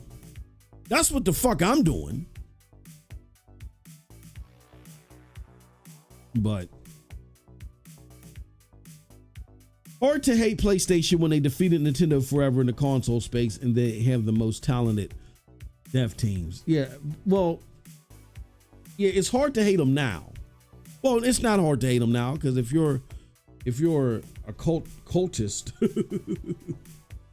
like a lot of those fanboys over there are, and you can find reasons to hate them. But back then, I'm gonna be honest with you, it wasn't hard for me. Why wasn't it hard for me? Because I'm an old fogey. Like I said, I've been gaming for almost 40 years, Andrew. And I'll be honest with you, it was a tough pill to swallow for me to see this thing that I love, that was all about, all about being about the games, innovation, trying to do new stuff, turn over to pop culture. I didn't like that. We were very gatekeepy about gaming back in the day. And Sony made gaming a pop culture thing. And see, the plus side of when you make something pop culture is you do get a lot of eyes and a lot of hands on it, and a lot more money is made, but then you get all the pop culture bullshit with it. You get all the vultures. Like all the publishers have now turned into vultures. And that's why you're seeing this stymie of innovation nowadays. You're also getting like these audiences kind of talk about it in what's it called? These audiences that are out here now, they get upset about something, and instead of addressing the thing that they're getting upset about when it comes, they're looking for it. They're looking for it. So now they've warped their mind into believing that every single scenario is this thing that they hate now. You got a lot of whining and crying that's happening in gaming, and there's no focus on the game. Everybody's looking. What's your agenda? Everybody's trying to battle over agendas, and nobody's focusing on the greedy publishers, and nobody's focusing on good games. Now, granted, thank God we still got talent out there that still know how to make great games to break up the monotony of all this agenda fighting. But That's pop culture bullshit. That's shit that comes from pop culture. When it was just the nerds playing games, bro, it was so pure. We didn't have a lot of this bullshit. You couldn't get away with shit. Like when the motherfuckers made ET. Now, I'm not saying we didn't have bad games, but when motherfuckers made ET, we didn't need no internet to congregate and outrage. We just didn't buy the shit, and it got thrown in landfills. Motherfuckers like, this shit was trash. We didn't need a chat board. We didn't need a YouTube video. I didn't have to develop a thumbnail. Gamers just said, no, that's garbage. And we went on to the next thing. But nowadays, gamers are just so fixated on looking for stuff to revolt about. Now, I'm one for calling out bullshit as we see it, but I'm not looking for problems. I like calling out bullshit to avoid problems. I'm trying to avoid problems, so I'm calling out the bullshit to help try to eliminate it. You just got so much stuff happening right now and really, so a lot of people that hate Sony, that's why they do. A lot of you guys aren't old enough to remember gaming, or you weren't around for gaming before PlayStation. But when PlayStation made it popular, when your grandmother or your great aunt, or the motherfucker that would never play games all of a sudden said, "Oh, that Resident Evil game looks cool and scary. I want to play it too." And you're like, "Man, get your ass out of here. We won't fuck around with you." And all of us, now they got a PlayStation and now they're a gamer. You're like, "Oh, fuck." Like, I knew this thing is going to go to hell.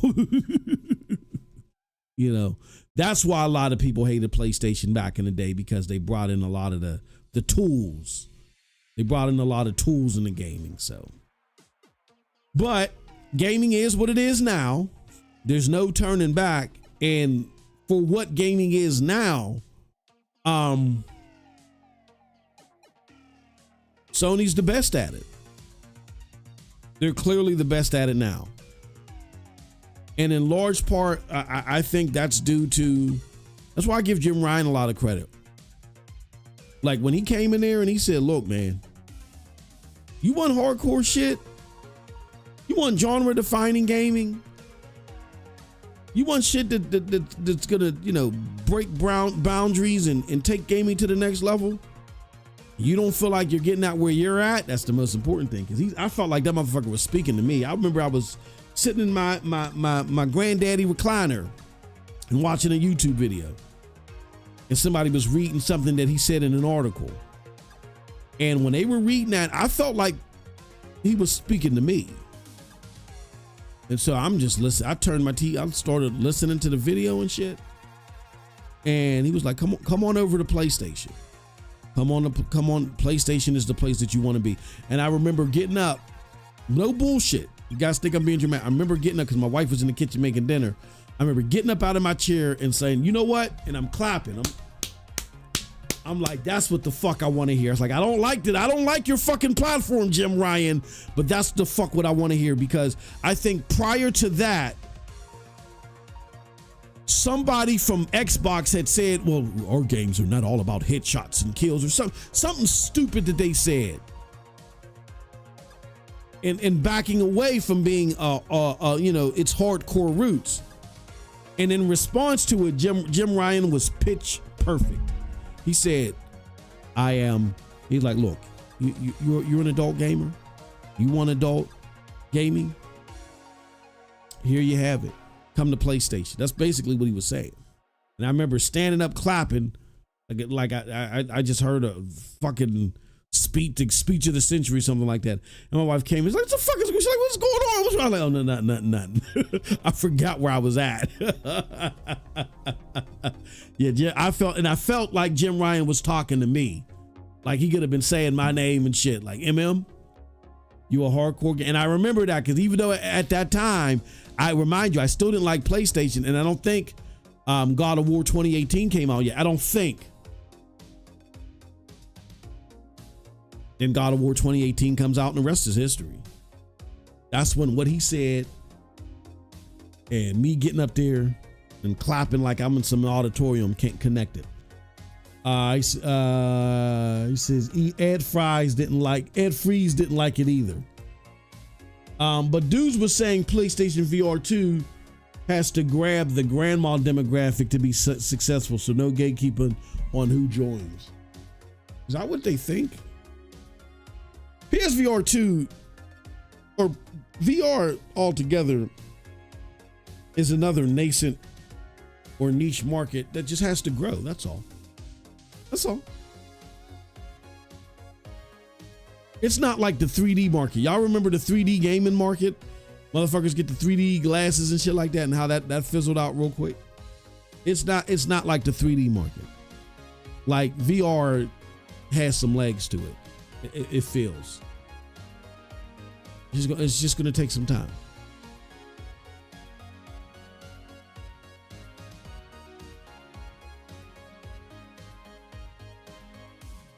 He says, "Oh yeah, you're fresh. You left in the 360 era." No, I didn't leave until the No, I didn't leave until the end of the Xbox One era. Like I didn't convert over into liking PlayStation. Well, here's the thing. First and foremost, let me keep it a buck here. I would never advocate for PlayStation, but I've always had a PlayStation in my house, except for the PlayStation 3 era. It's just the games that you guys were excited about, like the Resident Evils and the Silent Hills back then. And then what else were the games that you guys liked on the PlayStation 1? I didn't think SOCOM was too bad. I semi-liked SOCOM. The Crash Bandicoots, right? And I did like, what was that? I love Parasite Eve. Parasite Eve. Well, no, I loved all the RPGs.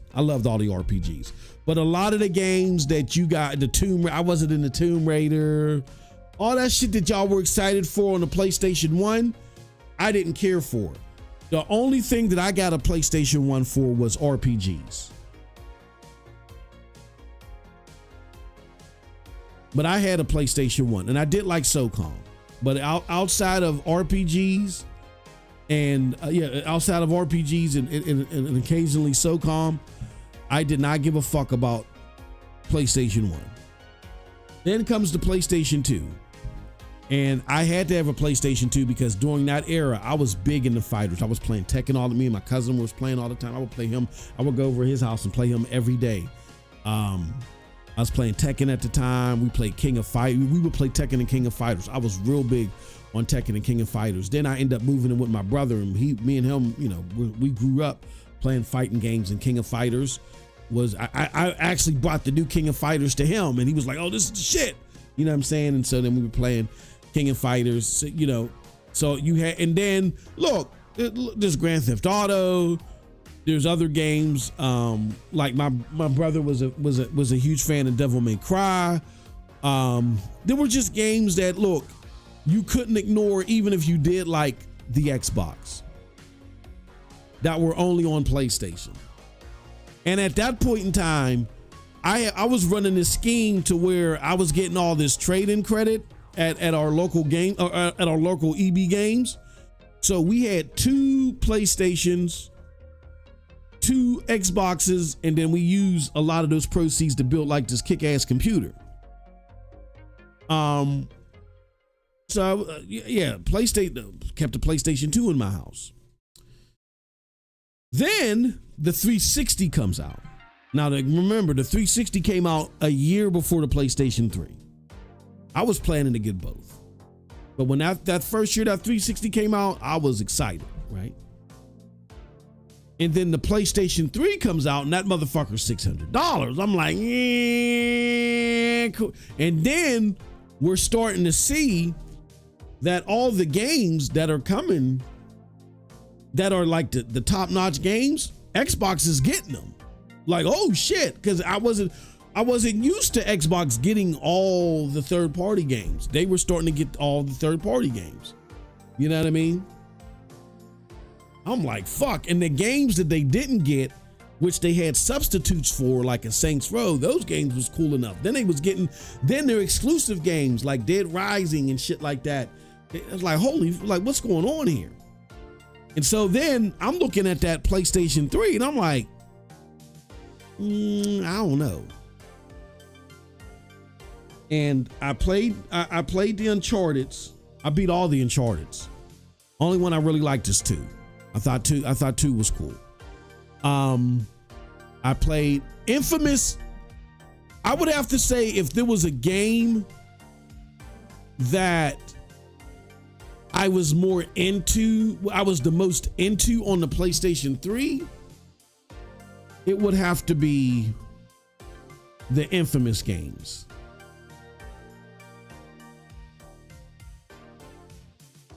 You know, because I had both of them. And every time the Infamous games came out, I bought a new PlayStation 3.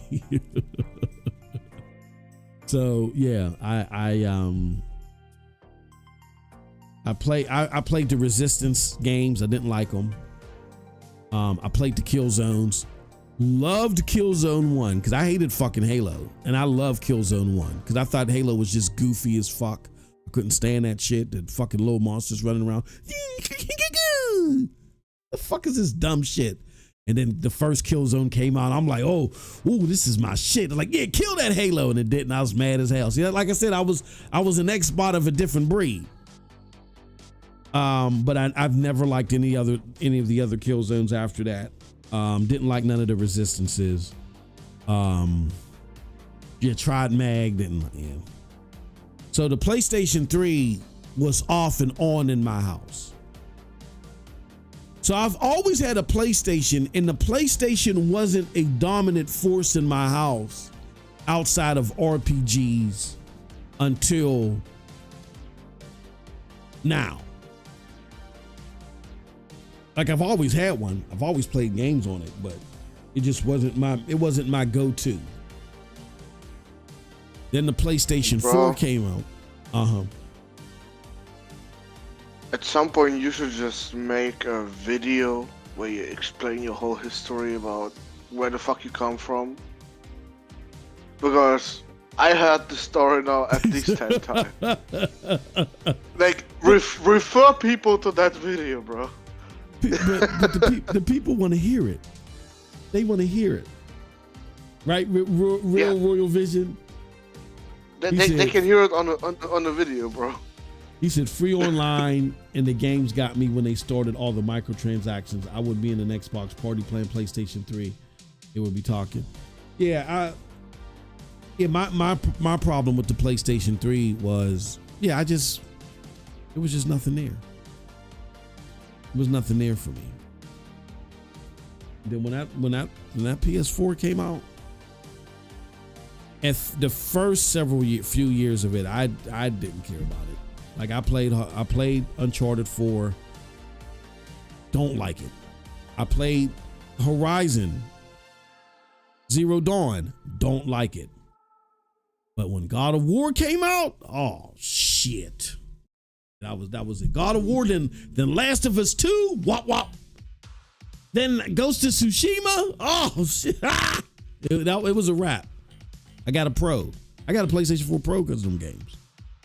And then that's when I said, you know what? When it comes to console, PlayStation is going to be my number one console. And that was in the last few years of the PlayStation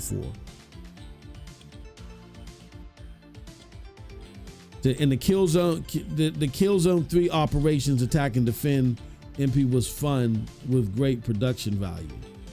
Yeah, I mean, the Killzones always look good. I just didn't like the gunplay. That was one thing that you couldn't say that a Killzone game looked bad. I mean, I don't know. Did they say that Shadowfall didn't look too great? I don't know. That game I didn't play. I didn't have a PlayStation 4. Shadowfall looks better than most Xbox games today. Somebody was saying that it didn't look, but something was going on. No, it's bullshit, bro. This game is praised by goddamn Digital Foundry.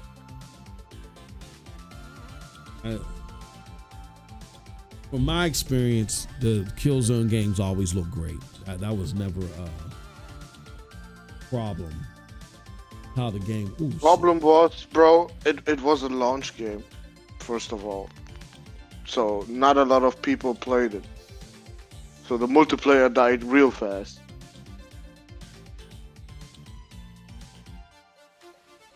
And the story wasn't great either.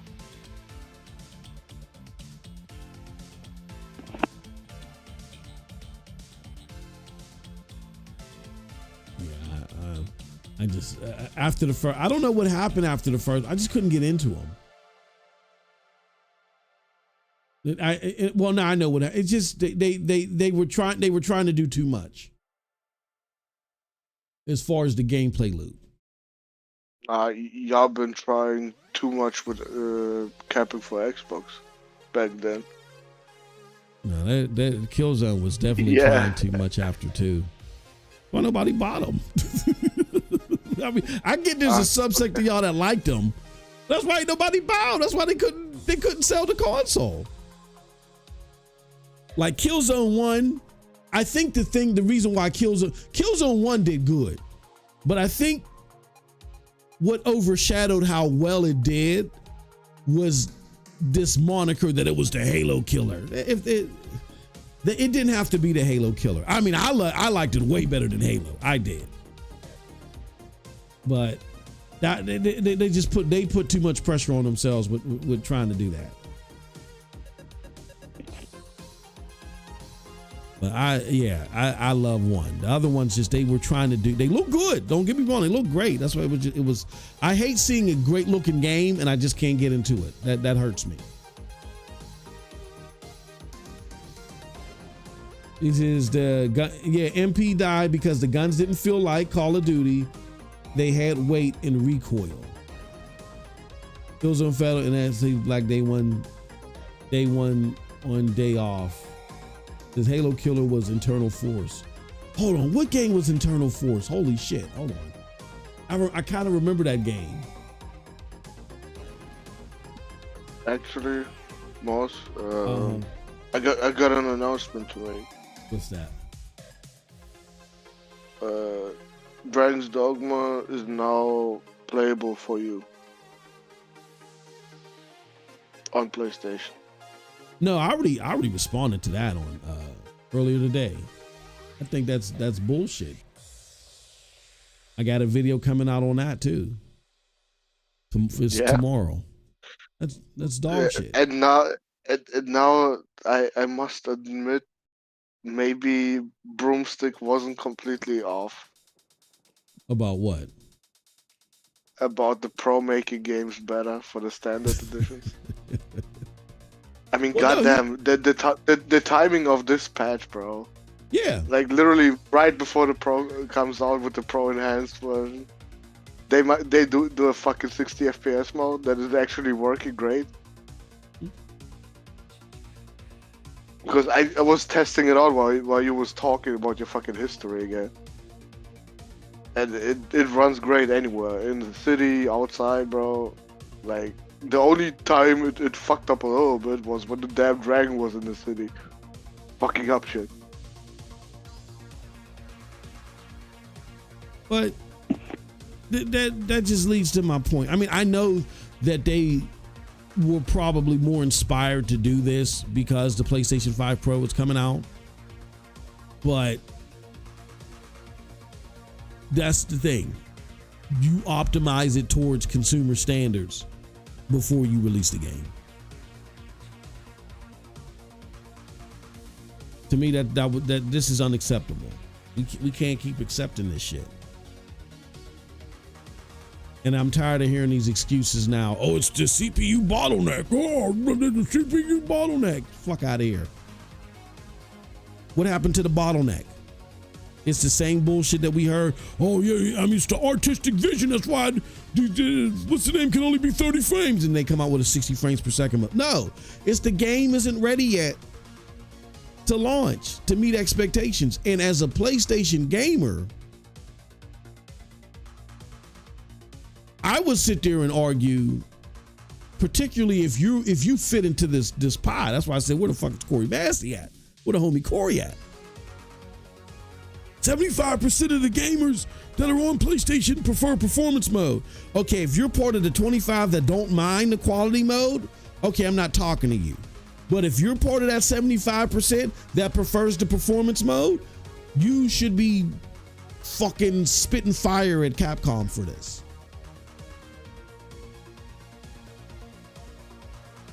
Like, this is nothing to celebrate.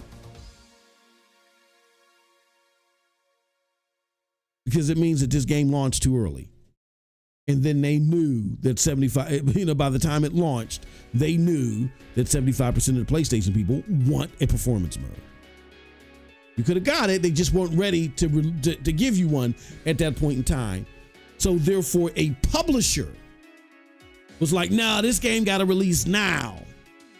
You know what I'm saying? This game got to release in this time frame. So just give them anything. Like you guys gotta speak up against this shit, man. Because it's only gonna get worse. We got Ubisoft shorting its own fucking stock. You know what I'm saying? So them and Tencent can take the motherfucker over. You got publishers that are releasing, they're throwing it in your face. They're releasing games unoptimized. It's a CPU bottleneck. It's a CPU, but a couple of months later, fucking game performs at 50 to 6. Come on, man. Versus, it'd be different if it was just small tweaks here and there. Of course, you're always gonna have, you can't wait until a game is completely optimized before you release it, right? There's, you can release it under certain scenarios and there'll be some headroom from optimization. I'm not saying that. But what you're seeing today in that upgrade is far off what it was at launch. That's unacceptable. But I'm gonna keep telling y'all, it's only gonna get worse. It's only going to get worse.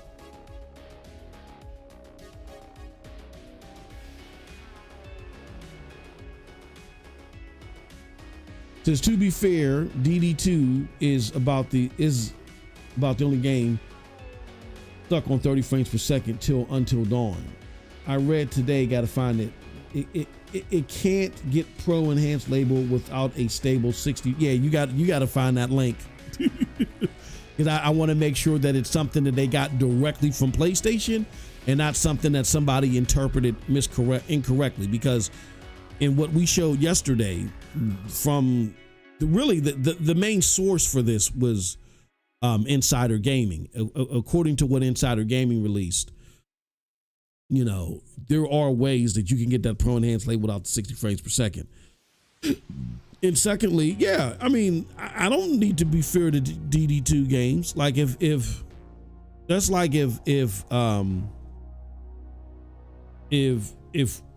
I robbed you, Real Royal Vision, and you're like, well, I mean, I should report this so I can get my shit back. But to be fair to MM2K, he saw Cold Blood rob me too, so maybe I should let him slide. Like, no. What's wrong is wrong, and regardless of who does it, they need to be. I want to give you guys a little bit of old school seasoning. Like back in the day, we didn't just go look for shit to talk about. I know, and I'm doing it myself. I sound hypocritical, but back in the day, we didn't go find things to talk about for hours and hours and not do anything about it. In my day, if something was wrong, we dogpiled on it for that moment until the motherfucker stopped doing the thing that we didn't like. And then we scattered away from their carcass and went about our business. Like, we spoke with our actions. We didn't just point and think, look at what you're trying to do. No, we're like, oh, that's what you're trying to do. And then we would just pile on you and pummel you until you submitted and was like, okay, change my mind. Like, we got to do more than just talk about this. Like, there has to be some type of standard set. So that's why I asked Corey, I said, if PlayStation does launch a pro enhanced game and it doesn't come with the 60 frames per second mode, what would you do? And he wouldn't even answer it. Like, why wouldn't you, like, okay, let me give you a prime example. I would never expect PlayStation this generation to charge me $400 for Grand Theft Auto. Right? I would never expect them to do that. Because I know Grand Theft Auto, like say for instance, if there was some law passed that would allow PlayStation, or not even a law, but let's just say PlayStation said, you know what? Xbox is giving up. Nobody cares about Xbox. Where else are you going to go? You're too invested in PlayStation, MM. We're charging you $400 or $500 for your copy of Grand Theft Auto. If PlayStation were to do something like that, I could tell you what I would do. I'm selling my fucking PlayStation. I'm cursing them out. I got like 40 or 50 videos on deck talking about fuck is wrong with these bastards. You know what I'm saying? That's what I would do. But I never expect to do it. But if they were, I know exactly what I'm going to do. I can verbalize that. Homie couldn't verbalize it. He couldn't put his lips together to say, oh no, if they do what I'm, because he knows. And he kept going back and forth and kept trying to pull stuff, against it because he knows that he's not 100% sure. Because if you're 100% sure it ain't going to happen, you would say what you would do in case it does. He doesn't want to be on the record for that. And we got to get out of that. There's got to be more accountability even for the shit that you like. And there's too much fandom happening. Too many fans. Too many fans. I'm appreciative of PlayStation. I'm a happy customer, but I'm not a fan. There's too much fandom happening. And because you guys are boxing yourselves into a fandom, that makes you less reluctant to keep them accountable. Trust me, somebody from the Fortune 500 world where you are not the main prize. The main prize is the investor or the shareholder.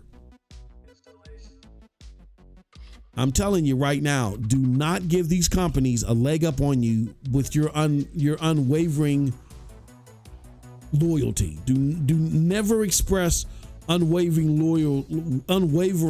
loyalty to these companies, because if you do, they will use it against you. I personally have sat with other executives, managers, VPs, scoured the internet for responses to get a pulse of where people were at, just so we could see if the cornball anti-consumer thing that we just done, we were going to get away with.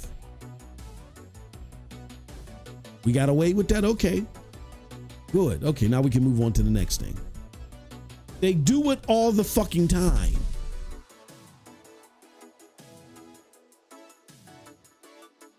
Some are more egregious than others. Got to be self-aware when it comes to this stuff. He says it'd be Rockstar setting the price, and if that happened, it'd be $400 on PC too. No, the likelihood of that, Satya, I feel funny calling you Satya. The likelihood of that is next to zero. I'm just saying, in the alternate universe where if that were to happen, oh yeah, I know what my response would be. Oh fuck no. Why? I can say that even though I know it wouldn't happen. I can say that and not be upset or worked up or reluctant about it, because I don't have an unwavering fandom towards PlayStation. But we were trying to get to homie Corey, and I keep bringing him up because I'm kind of conjuring his ass up. I hope his ears is ringing. I was trying to get Corey to just say, okay, let's argue, for argument's sake, let's say what you're saying is right. That the likelihood of them doing that is next to zero. But what if that next to zero situation happened? Because all this is hypothetical. Nobody knows. We're all talking hypotheticals. So I'm just throwing the hypothetical out there. I just want to hear you say what you would do. That's all. And I think that kind of put a mirror in front of bro that he kind of was trying to avoid. Like, oh, I have an unwavering loyalty to them. No, say what you would do. Say what you would do. Just like I did, just like you know, we're saying, Satya, that would never happen. That would never happen because GTA, Rockstar wouldn't want you to set that price for their game. They would never, no, they would never want you to do that. But in a world where that would happen, if Sony did that, I'd be like, oh, fuck out of here. I can tell you what exactly I would do.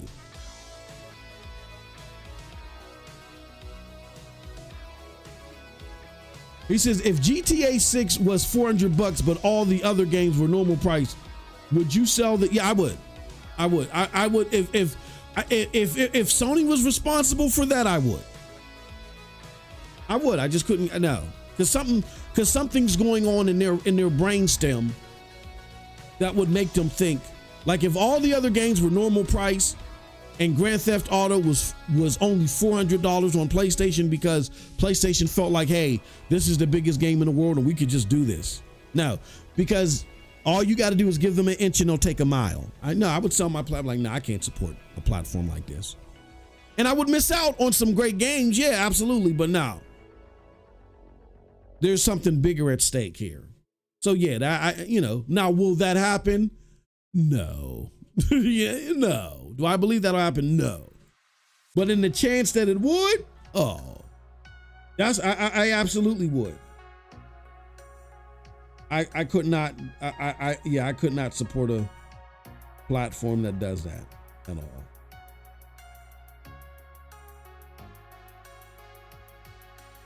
Well, isn't this great news? Several of the copyright claims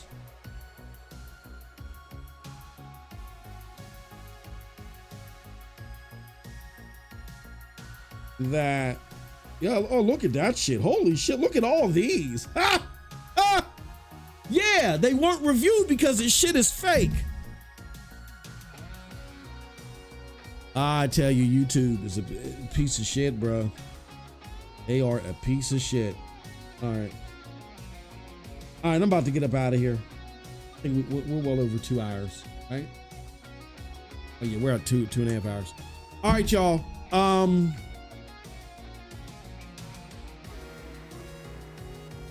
So let's end this poll. You guys are brutal. For the poll, you guys said, okay, is it gonna pop up? I guess not. Yes, it did. Pop it up for me.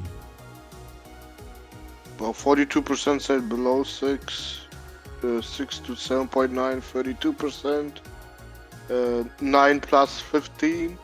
So we get 8 to 9 has 10.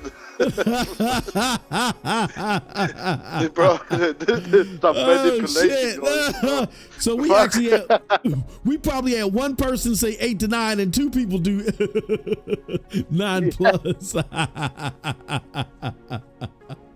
That was Jay Gaming and True Virgil.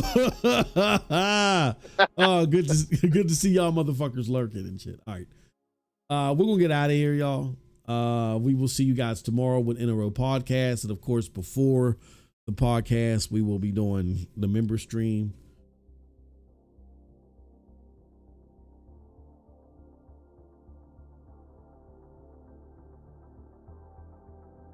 All right, with that said, people, we are out of here. Till next time, have a wonderful gaming day. Peace.